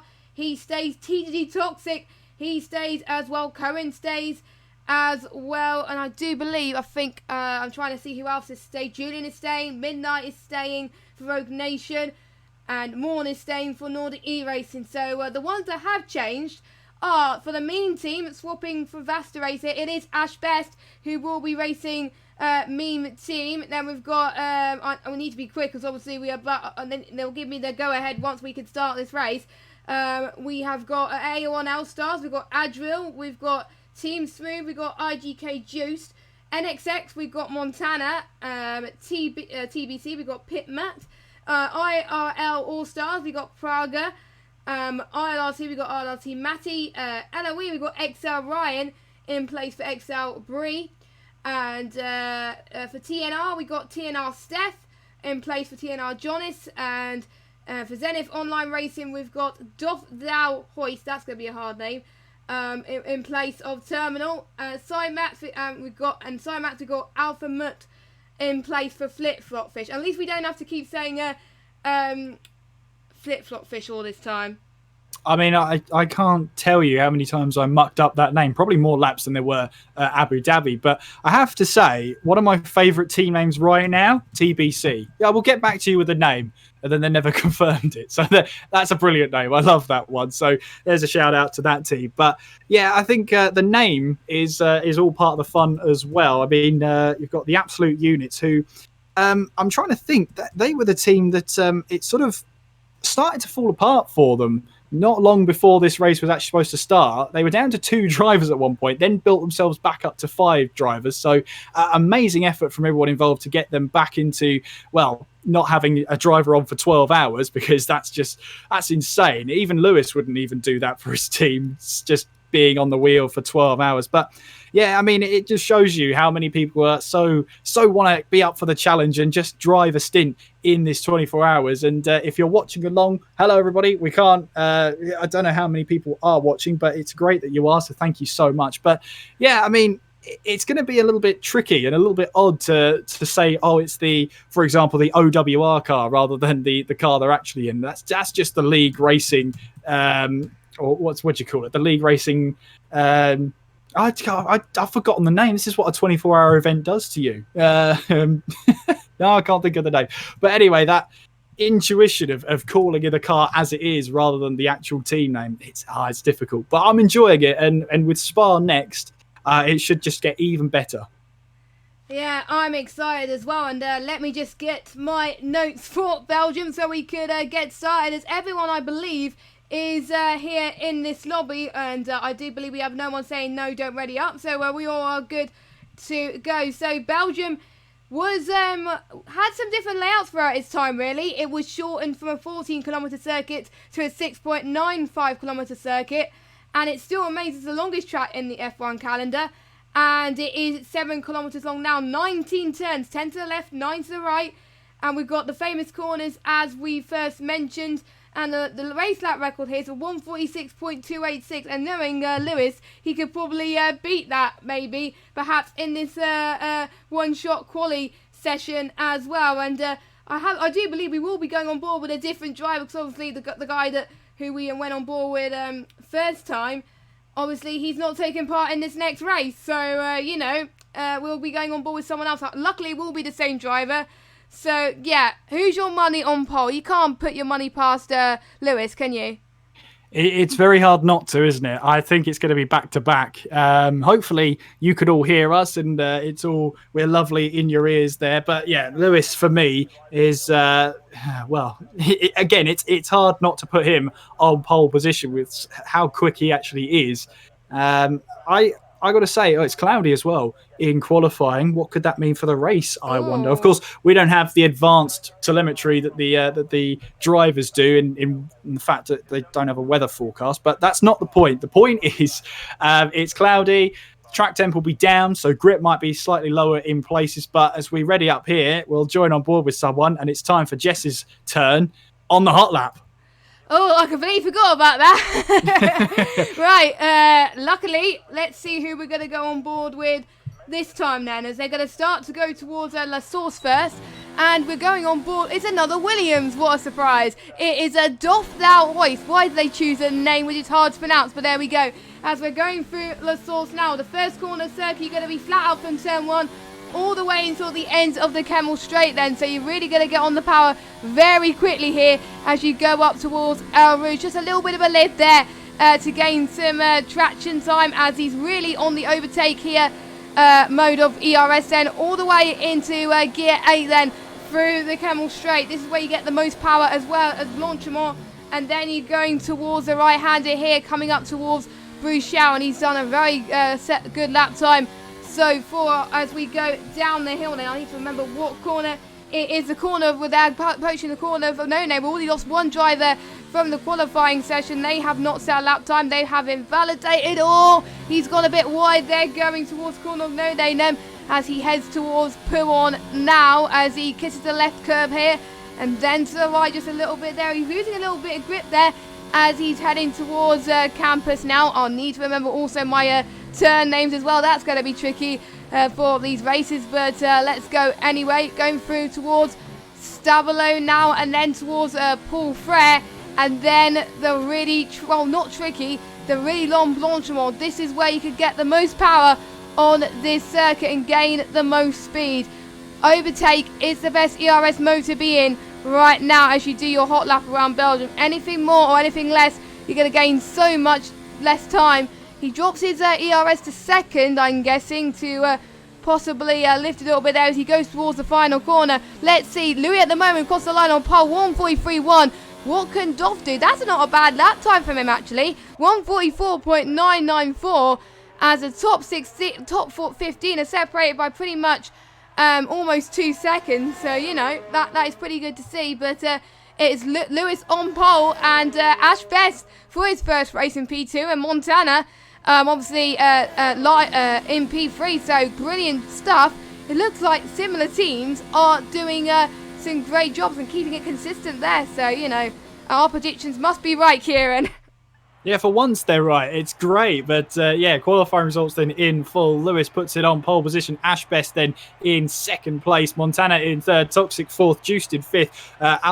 Alpamut in 6th with Midnight in 7th. Pitman in 8th, Daka 9th, and Cohen rounding out the top 10. Vaporon in 11th, Morn in 12th, Ryan 13th with Steph 14th, Duff in 15th, Jerry 16th, Matty 17th, Julian 18th, Praga 19th, and Adrilo in 20th place. Both Praga and Adrilo not setting lap times in that session. Julian then, who was fighting for a podium last time out, 2:07 from him, so he's made a mistake out there somewhere, but realised that there probably were drivers who either backed out of their laps or invalidated it, so there was a point in finishing the lap. But unfortunately, though, it's the, 9th row on the grid for him.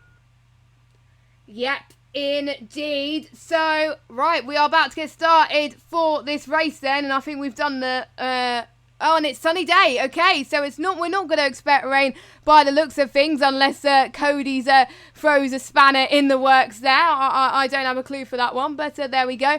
So don't forget, a majority of these guys will be going on the soft tyres because it is quite fast around here, and tyre deck is not too bad anyway, so the softs around here is not going to be as difficult as Abu Dhabi, so we'll probably see more softs being used in today's race more than mediums, and we haven't seen much hards being used recently, which I think just goes to show the calibre of these drivers then for tonight's race. Well, the second race of this 24-hour then. Thank you for those of you that have just joined us so far in this race so far. Lewis starts on pole once again, and we've got the likes of Julian. Julian didn't have a good qualifying session for his team. He got a good qualifying session last time. Julian, I believe, I think he invalidated. He's down in 18th place. That is really going to cost his team dire if he doesn't get the positions. But we've seen how Lion has done in the first race. Surely Julian might do exactly similar things in this race in Belgium. And you look at that, everyone starting on the soft tyres, apart from Julian there in 18th place, starting on the medium tyres. Yeah, he did set a valid lap time, but he must have made a mistake because his lap time was 2:07. But he realised getting it to the line and setting a lap time is better than just retiring and letting some of the the race director to really decide where you start. But he started 18th. He could have started 20th, so that's at least something for him.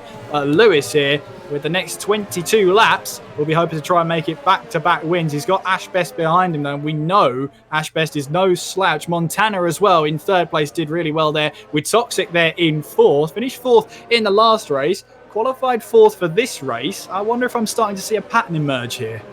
Yeah, we've got the same teams, and we have got the results for the teams then. So Team Bois, I think they've changed their team name, but I think that's what it says on the sheet. They are leading the standings with 25 points. NXX in 2nd with 22 points. TUS 3rd with 20 points. I think it's I don't know. IRO in 18, fell 4th place, 18 points. Team Smooth Operator in 5th, 16 points. Sidemax in 6th with 15 points. TNR 7th with 14 points. Team QBR in 8th with 13. Then we've got Mean Team on 12 points. Absolute Units on 11. Livid Racing on 10th with 10 points. ORR Team on 9 points.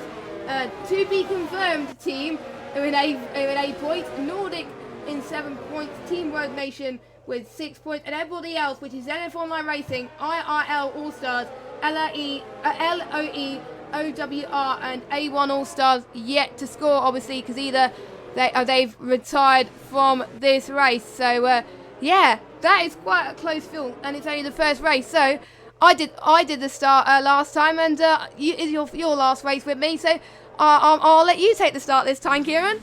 That's a very, very bad decision, Jess. But anyway, we are getting ready for the second race here of the 24 hours here at the Belgian Grand Prix at the Spa-Francorchamps circuit. We get ourselves ready to see those 5 red lights. I believe these are the fake red lights. We get the real red lights soon because you'll see the drivers rise in the revs there. Let's see who's going to get the second race underway and who will get it underway. Well, you can see the throttle rising, so we're somewhere at 5 red lights. We are underway, and what are the starts like? It's a good start from Lewis. It's a good start from Ash Best as well. Look in the background, the 2 Williams, and there's a Mercedes of Matty trying to go up the inside as well. Let's see if they can all funnel their way through La Source, through the first corner. I believe everyone's just about made it through.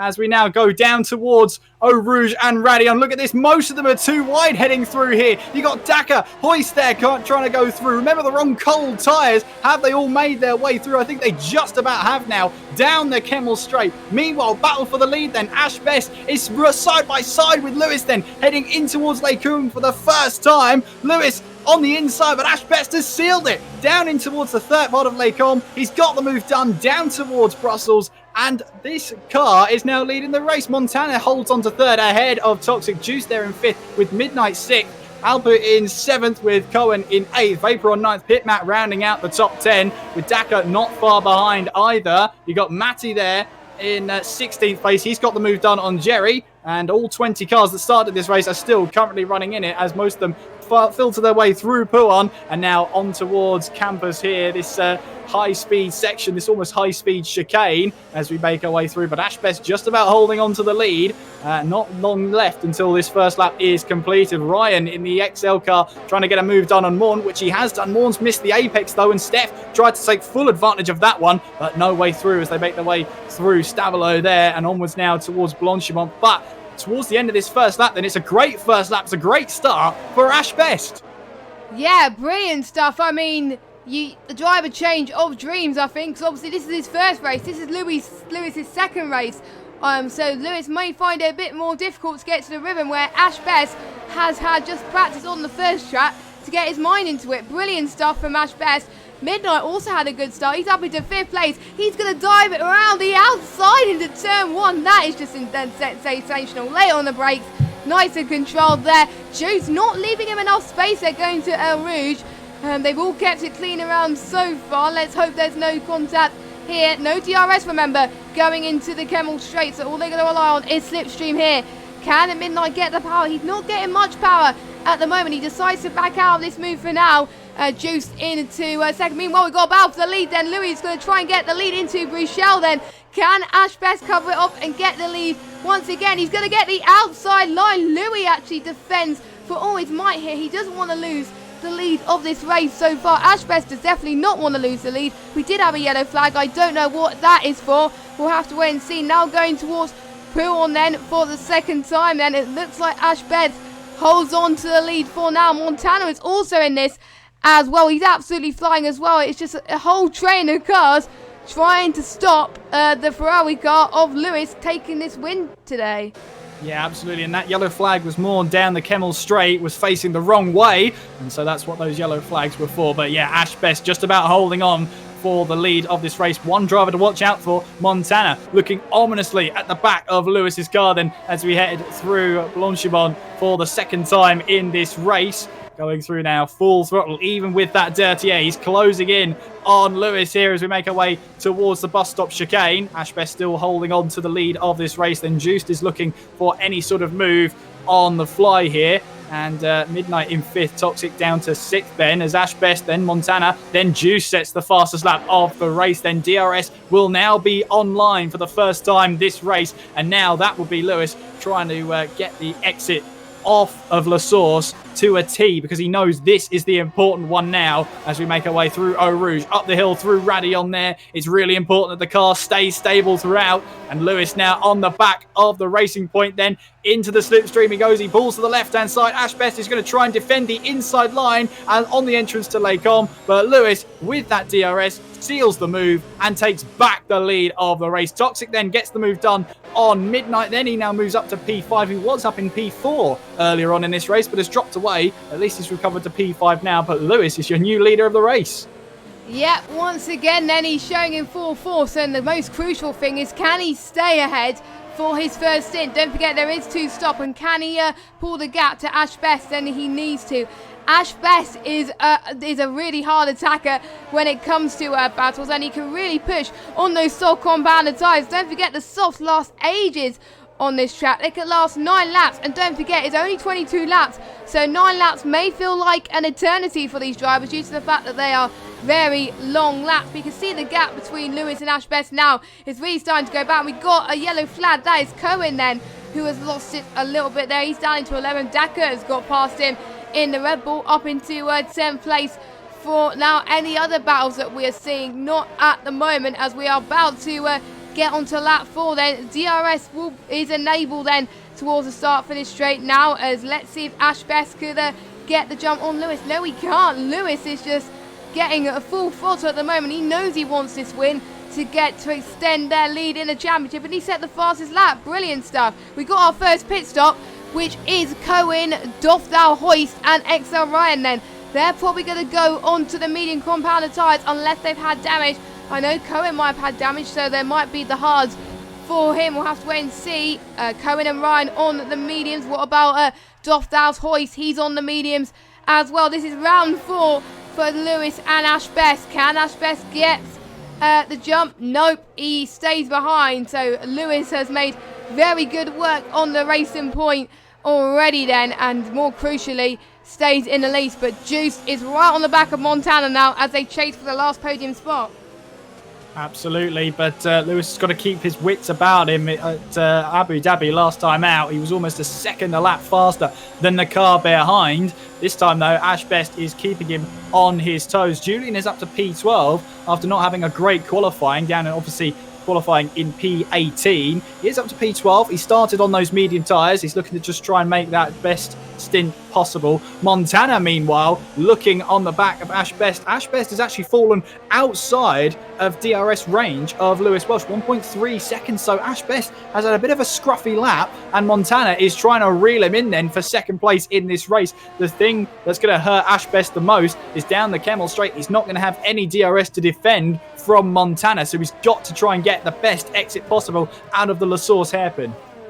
Yeah, definitely. He means business here in, obviously, Belgium. But he's got to be careful, though, because the tyres will start to degrade pretty soon as well. And the more that you push, the more difficult it is to try and last the laps. And don't forget, they won't take advantage of the safety car. For those of you that just joined us, welcome. There are no safety cars in this race. So any damage that people will get, they will lose advantage of that. And that means they will drop a little bit, maybe even a lap down, or a few places down because of it. They won't gain advantage of the safety car then. Looks like Montana is close to Ash Best in that lap, but just not enough. And you can already see Lewis is already out of DRS range already of Ash Best. That's absolutely amazing stuff from the Ferrari team, as Montana gets past Ash Best quite convincingly actually, and Montana is now up into P2. You can see Ash Best struggling a little bit there. He's got Juice right behind him as well, and the other racing point of Toxic for company as well. I mean, he was in the lead at the start of the race, but it's not about how you start, where you start, it's where you finish. And P3, he wouldn't want to settle for that. He would want to settle for P1 in this race so far. Absolutely, but Ash Best knows that maybe these soft tyres are just not working for him. Maybe he's just trying to get this stint out of the way to then go on to medium tyres for the rest of the race, or at least for the next 2 stints, of course. You have to make 2 stops in these races. That is a mandatory rule unless the rain starts falling from the sky. That way it could change the rules just a little bit. But in the meantime, though, Lewis leading by 1.6 seconds ahead of Montana. Ash Best in third, reduced in 4th, Toxic 5th. Dakar is a little bit behind there. He's in P6 at the moment. A little bit of a race of his own at the moment. 5.8 behind Toxic, but 3.4 ahead of Julian. Yeah, that's just incredible. We're just looking at the gaps as well as in position changes. Obviously, Julian and Adriel gained quite a lot, but we've got more pit stops there. And we've got Montana and Ash Best coming at exactly the same time, trying to the undercut then on Lewis and Toxic. So here comes Ash Best first. Let's see what sides they go on. They're going to go on the mediums. Yes, they do go on the mediums. Who else is pitting as well? We've got Juice, Dakar and Adra, I believe, is going into the pits as well. So similar strategy for most of these drivers as they go on to their second stint out of 3. Like you said earlier about the 2-stop. And most of the people would want to go on double medium stints for the end of the race, because you're going to have less softs to deal with at the end, and you're probably going to be on warm tyres if you pit onto the softs at the end if you started on the softs, because obviously they qualified on the soft compounded tyres, so their tyres are going to be even worner anyway. Meanwhile, the battle for 8th place, we've got Pit Matt has just got past Alpha Muck in the Red Bull. So Pit Matt in the Alpha, I believe, he's up into 8th place and going to challenge Midnight in 7th place. But Midnight's got other things to worry about. He's got to worry about the other Alpha in P6, who's absolutely flying right now. He's 3 tenths behind Ash Best. He's dropped 5 positions, Ash Best, which is not what, no, 3 positions, which is not what he wanted so far, but you can see the positions gained for June as well. He has done a lion, for goodness sake. He has gained 15 places. He's up into 3rd. I mean, you know, it just goes to show he's one of the fastest drivers on in this races so far. On the first 2, I've got to say, he's going to challenge his team quite a lot here, Kieran. He is, but we've got to remember that he started all the way down the order in 18th place. He's still got to make 2 stops where the other drivers around him now are starting to make their first one. Lewis is into the pits then, as is Toxic. It'll be interesting to see where Montana emerges in all of this, trying the undercut. Let's see what happens here. It's a slow pit lane, 80 kilometers per hour here at Spa-Francorchamps. So who is going to take the lead? And well, Julian will take the lead, but how about Montana? Cars in the pits now of Lewis and Toxic. Let's see. Montana, has he made the right call to go onto a set of the medium tyres 1 lap earlier? Let's see what happens. There is the Ferrari then of Lewis Welsh rejoining ahead of Montana. That has not worked. Toxic then rejoins in 6th place, and now he might be easy prey for Midnight then as we head down the hill through Eau Rouge and up Radion. We've also got to watch out for Juiced as well, who's rejoined this race on a set of these soft tyres. And really, there's only one way that battle was going to go, with no DRS to defend with. Ash Best falls behind Juiced, but now he's going to be careful about Toxic here. Toxic looking for a move up the inside of Lecon, maybe. No, sticks behind Ash Best there with Midnight in 7th place. Interesting call then for Juice to rejoin on a set of the soft tyres, obviously wanting to keep this stint as quick as possible. Locks up though big time into Brussels and runs wide. That's not going to help his tyre wear whatsoever. We know around Belgium that these soft tyres have a very, very small window to operate with in terms of temperature and in terms of wear. Lockups like that will not help. No, it won't, and especially if they have got to get used to it in terms of their stints as well. If the more lockups they get, the more less confidence they're going to gain for the majority of the race, and the more your tyres are going to start to degrade even more because you'll be pushing them. Because obviously the more spins and lockups, then obviously the rears will start to struggle a bit as well. So, you know, that's going to prove costly if they keep this up. Toxic, though, is really starting to put the hammer down now. I'm sure he's been told on his radio it's hammer time by the looks of things, as he's now 5 tenths behind Ash Best in the other racing point as well. Hopefully the meme team won't see the same thing happen to Vaster Racer in the first race, because obviously they got caught up in the pit lane in their final stops, and don't forget they won't be communicated by the other team as well, so they have to think what the other team is doing. They've got to play mind games by the looks of things. I'll have to guess when the other team will go to the pit lane. But I think I'm quite surprised we've only seen one team double stacking this in this whole 24-hour so far. I thought there'll be more due to the fact that there's only one car per team so far. Yeah, I think that's going to be a bit of a regular occurrence. Toxic maybe thinking about a move up the inside of Ash Best there on the entrance in towards Lake Cole. Yeah, I mean, 2 races so far, and I've only seen it once. I think that's going to be a more regular occurrence. Cohen then moving past Vaporon down the Kemmel Straight and in towards Lake Cole and gets himself up a position. Dakar will be looking to try and get that move done. Meanwhile, Toxic has got a move done on Ash Best then. That was through Brussels. That's not normally an overtaking opportunity.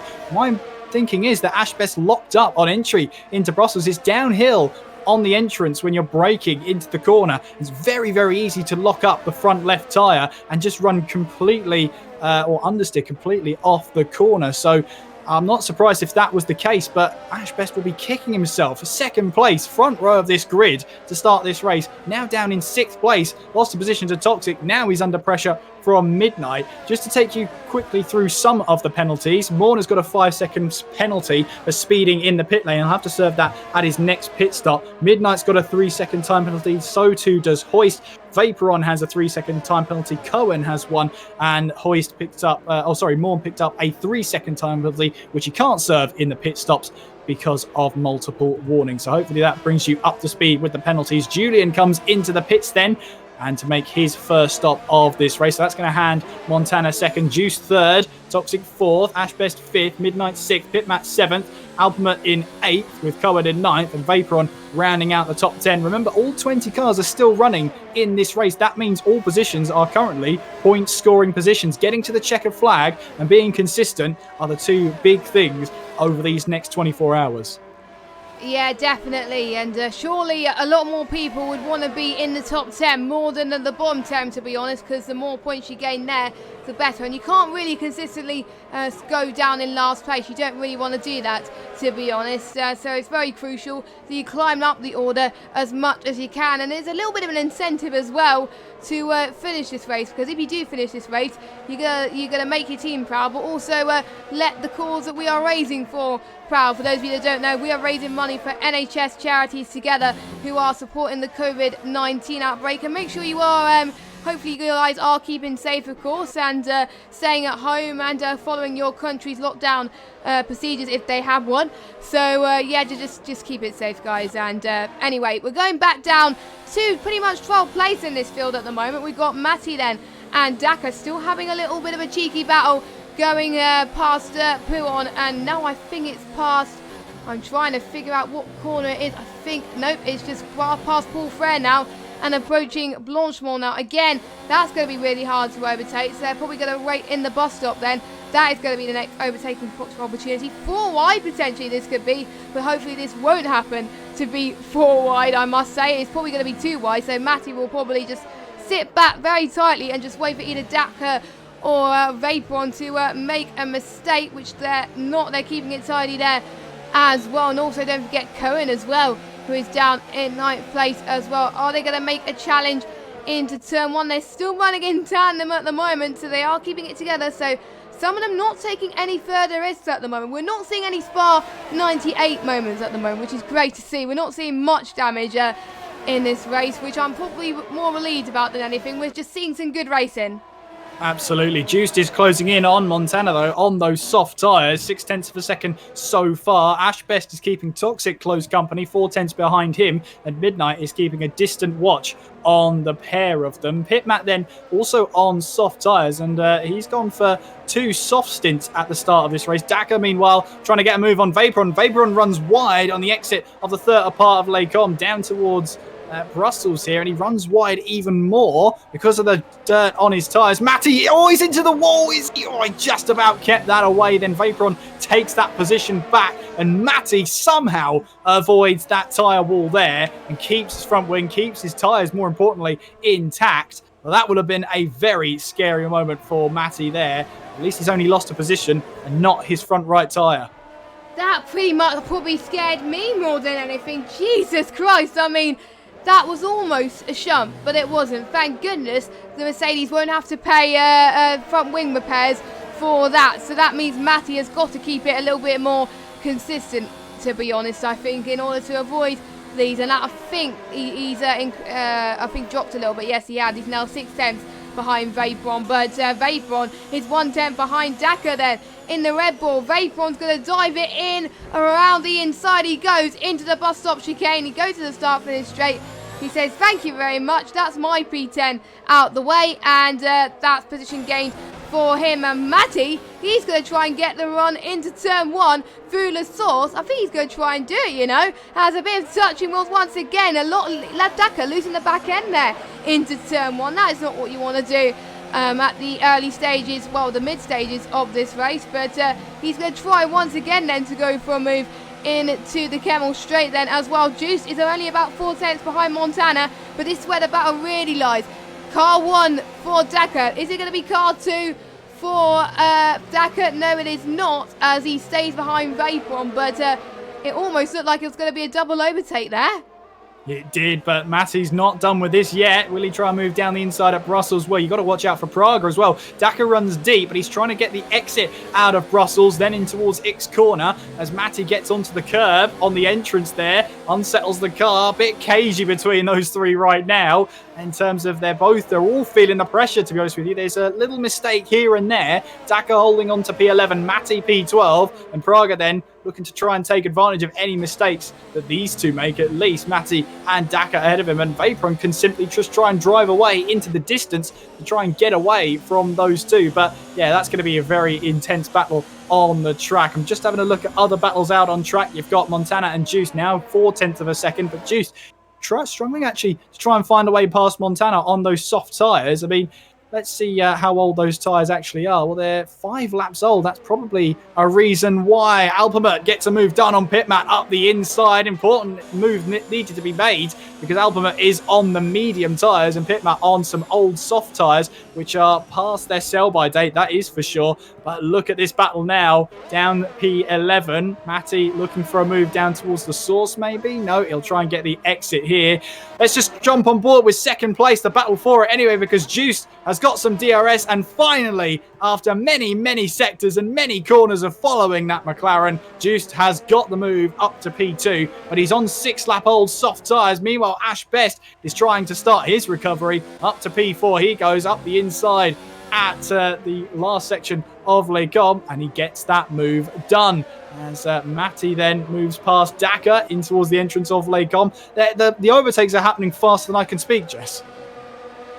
Yeah, they are, and I won't be surprised if we all lose our voice at the end of this if this keeps going. I mean, Abu Dhabi was intense. Belgium, I think, is getting even more intense as the race goes on, and we're pretty much halfway in this race already, as we're on lap 12 out of 22. 11 more laps to go of this second race in the 24 hours. There is a 20 or 19 lap races to go after this one, and if we do have time, we may throw a few short races at the end of it if time allows, but we'll have to wait and see on that one, as Toxic is looking pretty impressive right now in 5th place, even though he's dropped 1 position. Now obviously Matty has done a good comeback as well, a few position changes there, but looks like Juice is going into the pits then for his second stop. He's the first to respond. Is Asbeth going to do the same? No, he's not. Toxic's not going to do the same either. No one else is responding to that undercut threat from a Juice then,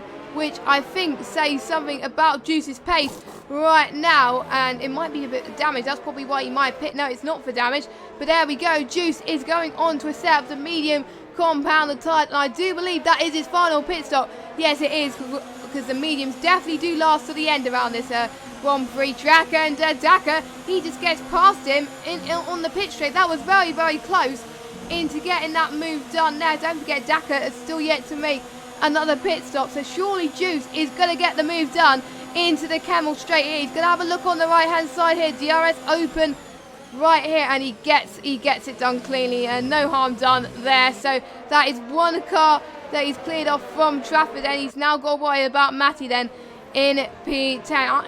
Interesting to see is when will the other guys pit. They'll have to pit soon, knowing that Juice has pitted quite early. They will do, and especially if they're running the medium tyres right now, that probably means they'll be running the medium tyres at the end of this race. Still got 20 runners in this race. No retirements from the Belgian Grand Prix so far, which is great to see. Lap 13 of this race, and Lewis still leading. Juice then has got a way past Matty, up to 10th place he goes. Now his outlap here is going to be crucial, because the more cars he has to overtake, the more time that's going to cost him, and the undercut might not work whatsoever. He's got to see what drivers ahead of him do. Lewis does not pit. Montana coming through the bus stop chicane. He decides not to pit. What about Ashbest, Midnight and Toxic? Are we going to see another Racing Point faux pas? No, we're not. Not yet anyway. Ashbest and Toxic still staying out on track. Of course, like we say, they are not part of the same team. They are simply just driving the same constructor. That's the only thing that's keeping them together. And of course, with that, they have to share the pit crew. So they really have to be on their toes, that if they see the car ahead pitting in, it's probably not worth pitting in that lap, especially if they're in the same car as you. But Toxic, right on the back of Midnight, he could try a move here. This is for P4 at the moment. DRS wide open. You can see Midnight there trying to get a little bit of slipstream from Ash Best to keep himself ahead of Toxic. It looks like that little bit of a move has worked slightly, although the DRS would have a massive advantage to stay ahead of Toxic. Vaporon, meanwhile, down the Kemmel straight on the entrance towards Les Combes. No, he doesn't fancy it either. Matty, meanwhile, doesn't fancy it against Juiced. How about Julian here on Hoist? He's a little bit too far back. So it's a little bit cagey right now in terms of strategy. All the drivers know that around them most of the time, drivers will be pitting in very soon for their second and final stop in this race. It's just a case of, do I make this move now, or do I wait for the undercut or overcut, or just the pit window to open to see if I can get it done in the pit lane? Yeah, it is a very tall order, to be honest, and not many people have practiced for 2 stops in this game originally, because obviously most of the leagues do a full 21 race calendar, which is 1 stop, but it's only recently that a few other leagues have done the same, and if you're not in those leagues, it's going to take a long time to get used to adapting to the 2-stop strategy around Belgium. At the moment, no one has forgotten the 2-stop rule, which is good news, but as the event goes on, we may see a few people forgetting due to the fatigue or something like that, or they might just be used to the 1-stop strategy mode. We'll have to wait and see as Toxic and Alpha do respond to that challenge then. They go into the pits then. It'll be interesting to see what tyres they go on to. I do see someone going onto the softs, and I think it was a Red Bull going onto the softs. I wasn't sure which one it is. Let me just get the tyres up on my screen. There we go. Toxic is on the softs. So it is Alpha and Vaporon as well. And Matty on the softs as well. Julian, I think he has to go on nope, he's on the softs as well. So he's doing a double stint on the soft compounded tyres. That's a bit brave for him as well. Steph on the mediums. He's got under pressure from Alpha Muzik in night for surely he's going to get the move done as well. And all Vaporon getting a 5-second stop go penalty for crossing the pit lane exit white line. That is not good. That will be added to the end of this race unless he pits again, which he's not going to pit again. So it will be added to the end of this race. That will be costly for him as well. So I won't be surprised if the one still yet to pit for their final stop will go for the soft. I'm sure Lewis will be thinking exactly the same thing, as we've got a battle for a scrap for a 14th place. I think Vaporon gets the job done. His next challenge is on Praga down in 13th place. It's just nice to see a scrap of cars just going all over the field. It's not just for the lead, it's not just for the midfield, it's also for the bottom half of the grid as well. And that's why Belgium is such an iconic track for racing, isn't it? Absolutely. I mean, it's very hard to come across a driver that doesn't like the Belgian circuit. I mean, all these 20 drivers who are here right now probably just love this circuit. That's probably why they put their bets in to try and get in the seat, to try and get some track time here. Meanwhile, Montana, Ashbest, Midnight, they're all into the pits then, leaving Lewis out there to go for another lap. And it's a long lap here at Spa, 7 kilometers, almost 7 kilometers here. And well, let's just say it's a long lap, and if you're stranded out there on tyres at the wrong tyre compound, the wrong age, then you could find yourself a very, very long 7 kilometres ahead of you. But Lewis, though, doesn't look like he's fazed by that whatsoever, still leading this one. Juice then is into 2nd place, then Montana rejoins behind Juice there. So yeah, so going through Eau Rouge and Radion then. Montana has a task on his hands. Juice then on the medium tyres, but Montana on the softs with the DRS then moves to the right-hand side and going down towards the entrance of Les Combes, gets that move done and dusted. Toxic then moves past Ash Best. Of course, Toxic would have had the better run because he didn't pit that lap out of La Source, and that would have helped him get that speed he needed to get past Ash Best once again, and Toxic moves back up to 4th place. Meanwhile, Cohen has got the move done on Vaporon well before Les Combes, but look at that on the inside. It's Praga who fancies his chances as well. Moves up to P10. Great move from him. Daka will now fancy his chances at Vaporon, who's leaking positions.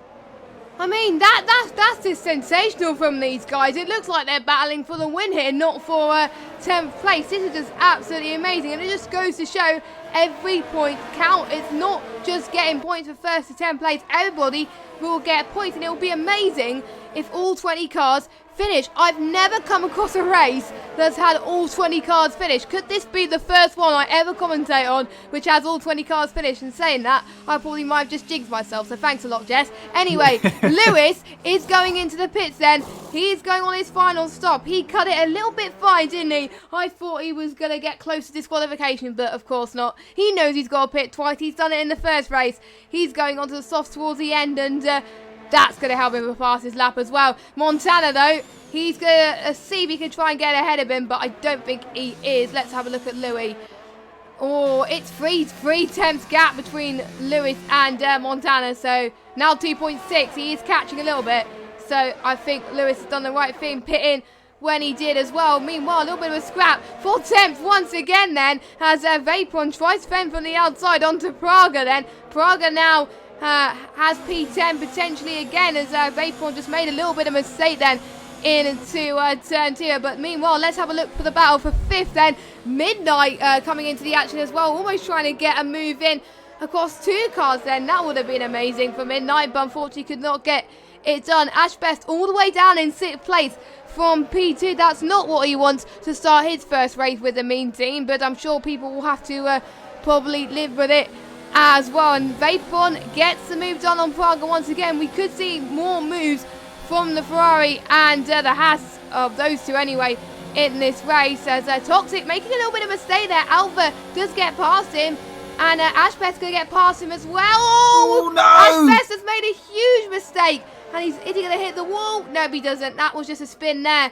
That is very costly for the Racing Point, and his hopes and dreams of even getting to the top 5 is not going to help here, as Pit Matt is going to now try and challenge on Ash Best towards Paul Frere now and into Blanchemont. I mean, it's just not looking good for the meme team now, is it? No, it's not. And I saw Ash Best go for the move, but as he went for it, the door was closing and he was only a tyre across. He's not half a car, so it's really nip and tuck on that one. At best, you could say racing instant, but for Ash Best, he will not be happy whatsoever. But the thing about endurances are, well, mistakes happen, but you've got to iron them out. He's under pressure from Pit Matt right now. However, Pit Matt's on 3-lap-old, or now 4-lap-old, medium tyres, so he should be able to try and build that gap just on the tyre advantage alone. He's got to try and keep ahead down the Kemmel Straight. That's the main thing. Right, Midnight, though, is on the back of Toxic then. We'll have some DRS. We'll have some ERS as well. Not much of it, mine, but I don't think he'll need a lot of it. Here we go then, down towards Lake-Com. But no, you can see there, that was Midnight turning down the ERS because he knew there wasn't an opening happening in towards the opening of Lake-Com. So unfortunately for him, he had to turn that down and think of another day, and Pitmac couldn't quite get the move done on Ash Best. Vaporon, meanwhile, trying to get a move done on Cohen round the outside in towards Lake-Com. He gets the move done and moves up to 9th place. Cohen is not finished with that move whatsoever, with only 5 laps to go, 4 and a bit if you're picky, heading down towards Brussels for the 18th time in this race. Praga running deep though, but it looks like he's trying to get the exit out of Brussels, then towards X corner. Then we head towards Pouon for the 18th time in this Belgian Grand Prix. But Lewis leads by 2.5 seconds ahead of Montana, juiced in 3rd on medium tyres. Alpamut here might have a chance of getting a podium. There's not many laps to go, but there's plenty of kilometres still on the track. Yeah, definitely, and the gap between 1st and 2nd is not that much compared to last race, actually. The gap was 15 seconds last time, and this time the gap is 2.4, so Montana, their team has done the right thing to pretty much get Montana in the car, because he's doing sensational. But I've got to say, NXX, they've done a great job this race. 2 strong drivers off the bat, and a team that could challenge the Bois team in for the win of this overall if they keep this up as well. Brilliant stuff. Another team falling under the radar, IGK as well. It's nice to see up them there in the top 3 for now as well. But our attention now for the final few laps is going to be on P4 then for Toxic. He wants this position badly. His extra points mean so much to him in this race, but he can't quite do it at this moment in time then. So let's jump back to another battle then for P14. It's going to be very tight going towards the Kemmel Straight then. We've got the Mercedes of the RRT team of Matty then on the right, and we've got Daka on the left, and also Julian as well. Luckily there's hardly any contact actually. It was a bit of banging wheels there, which is allowed in this race, I do believe, and Daka is now up into 13th place. Julian having a good race last time about, but not as good this time about. He's in 12th place at the moment. And I've just lost connection to the PSN, so I don't know what happened there. As yeah, you might have to do a bit of radio commentary whilst I try and get back in the session. Radio commentary, no problem at all. Well, Lewis leads by 2.8 seconds at this moment in time. Toxic only half a second behind Alpamut. That is the battle for 4th place at this moment in time. It's now down to 0.4 of a second as Toxic is behind Alpamut here, making their way through Blanchimont and now on towards that bus stop chicane. Lap 20 of this race then as we make our way in towards the bus stop chicane. I'm riding on board right now with Toxic as he tries to make his way through the second part of the bus stop chicane. Across the start-finish line we go and towards the Source Hairpin. He's got Midnight behind him in the Williams in 6th place right now, heading towards the Source Hairpin, but Toxic has run into the back of Alpamut there. That could be Midnight's opportunity. He looks to the right-hand side, then tucks back into the slipstream. Down the hill we go, through Eau Rouge and Radion. Midnight is right on Toxic's gearbox then for P5 now. Up the hill we go and over the crest towards the left-hand side of the track. Midnight will go. The racing point of Toxic to the right-hand side, trying to squeeze now, and Alpamut has to defend. He goes to the right-hand side. Midnight trying to find the left-hand side. Toxic round the outside of Alpamut then in towards the first part of Lake Com, and he takes away 4th place now. The Williams of Midnight trying to stick it round the outside of Alpamut here, and Alpamut, who is running in 4th place, could be facing 6th place, heading in towards Brussels. That long right-hander, Midnight, is along the outside. He'll get the better traction in towards X corner then, take a bit of curb on the left-hand side, but Alpamut there sticks it around the outside.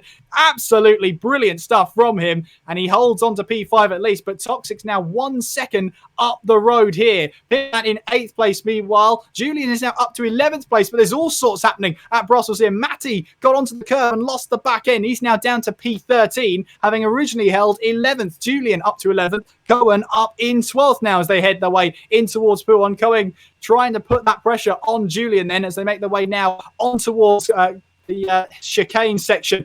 There, Midnight on the back of Alpamut then as they make their way through Blanchimont, then making their way through now as they make their way on towards that old bus stop chicane. Midnight is closing on Alpamut then. Alpamut moves to the right-hand side. Midnight thinks about the right-hand side as well. Alpamut misses that initial breaking point, but he can try and find the apex of the second part of the hairpin, which he does, and he just about recovers that one. Penultimate lap of this race. Lewis leads Montana by 2.7 seconds. Juice still in 3rd place on those medium tyres, and Toxic 3.2 seconds, and he's trying to close that gap down as much as he possibly can. Praga will join him because he's right behind Vaporon. They're making their way out of the last chicane then. Praga in P10 looking for an option on Vaporon then, looking on the left hand side then in towards La Source. The Ferrari of Vaporon locks up and Praga tries to take full advantage. They're running side by side then as they make their way now down the hill, and Praga backs out of it, but there goes the Renault of Julian, who tries to take full advantage through the hill around the outside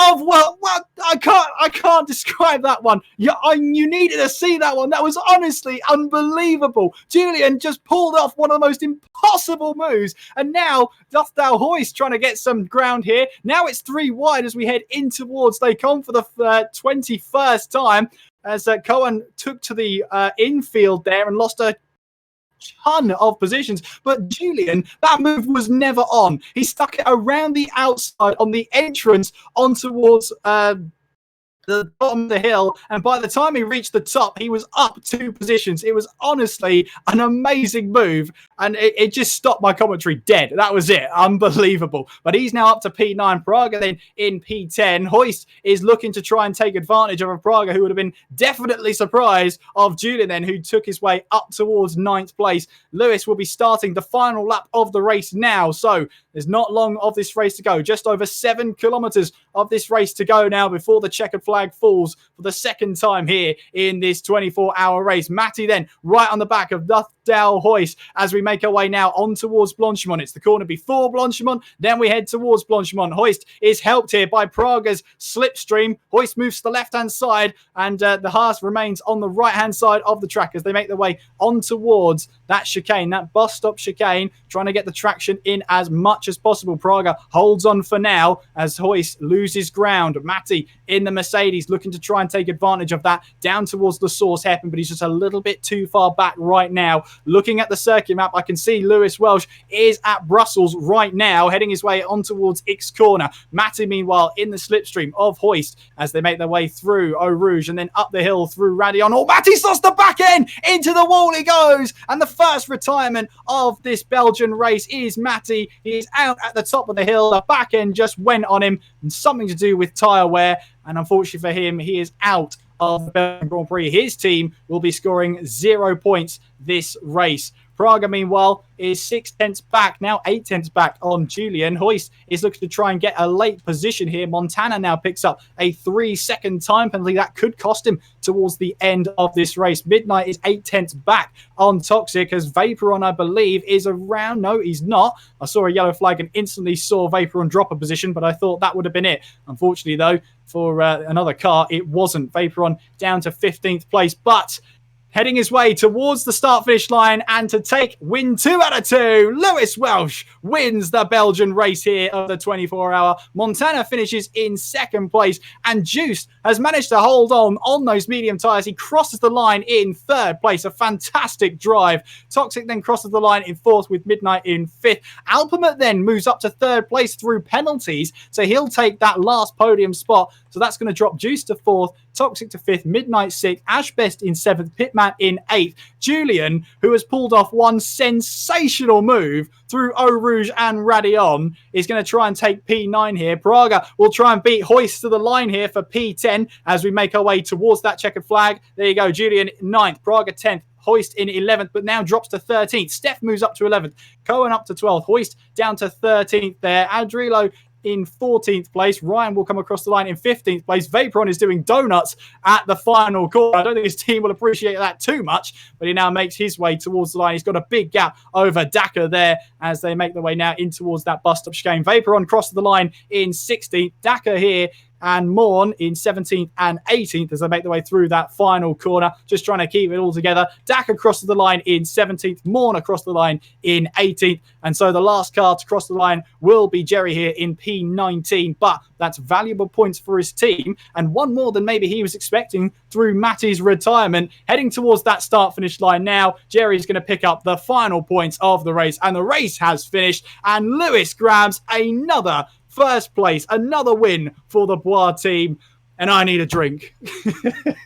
Well, thanks for filling in for me, Kieran. So, unfortunately, I did not have a spare invite there, but it sounded like that was a brilliant last few laps of the race. I'm gutted you guys didn't see that. I do apologise about that. I don't know clearly what happened with that, but wow, Lewis, 2 wins out of 2. I mean, this day can't get any better for him so far. Absolutely incredible. And that battle that he just went around the outside for one of the drivers anyway, that was just, I was visualising it in my head and I was like, how on earth did he do that? I'm just lost for words. I'm lost for words. Jess, I saw that and I still can't believe it happened. It was just unbelievable. But yeah, just to go through the race results then, Lewis finishes in 1st, Montana 2nd, Alpamet in 3rd, Juiced in 4th, Toxic 5th, with Midnight in 6th, Ashbest 7th with Pitmat in 8th, Julian 9th, Praga in 10th, Steph in 11th, Cohen 12th, Hoist in 13th, Adrilo in 14th, Ryan 15th, Vaporon 16th, Dakar 17th, Morn in 18th, Jerry in 19th, and Matty did not finish the race, crashed at the top of the hill then. 19 finishes in this one. Jess, you did jinx it. We didn't get 20 finishes, and Matty will be cursing you for that one. Yeah, I'm gutted. I'm sorry, Matty. I do apologise. But that means there's only one team with 0 points now. That is a shame. But that means the guys who were most of the guys that scored 0 points in the first race, they get points in the second race. So that is good news as well. So well done to them as well. So I've got to say we've got a lot of drivers of the day for that, but we have no time for that. We've got a little bit of a 10 to 15 minute break before we move on to the next race in Spain, but that means, unfortunately, Kieran, this is going to be your last few minutes in the box for me. Did you have a good time? I had a fantastic time. I think radio commentary is tougher than it looks, but my goodness, if I can find that video, that specific video to play back and just watch all over again, that move that Julian did, if I can get that and if I can upload it, you have to see it to believe it. It was unbelievable. It was a move so good, it made me forget Eau Rouge and Radion were corners for at least 2 laps. Just unbelievable. But yeah, I've really enjoyed it, and hopefully, fingers crossed, everything is smooth sailing from here. Hopefully no one else will have to go through that radio commentary. But yeah, hopefully you did enjoy it from me. Hopefully your ears will stop bleeding from me now, and somebody else can jump in. I'm struggling to think who it is, though. I need to have a look at it up. You can actually look on Discord as he's waiting to go into the box now. He is, isn't he? Well, get him in and let's introduce him. Why not? Yeah, we got a little bit of a break first, then we'll introduce him. Oh, So right, I okay. need to rest my voice and get a drink. That's fair enough. So thank you for watching the first 2 races. We will see you in about 18 minutes time, because we'll be starting at 18 minutes past 3 to be exact, for the Spanish Grand Prix. So I hope you enjoy those 2 races, and Gaming Alimonda will be our next commentator for the next 2 hours. Goodbye. Well, see you in 18 minutes, that is.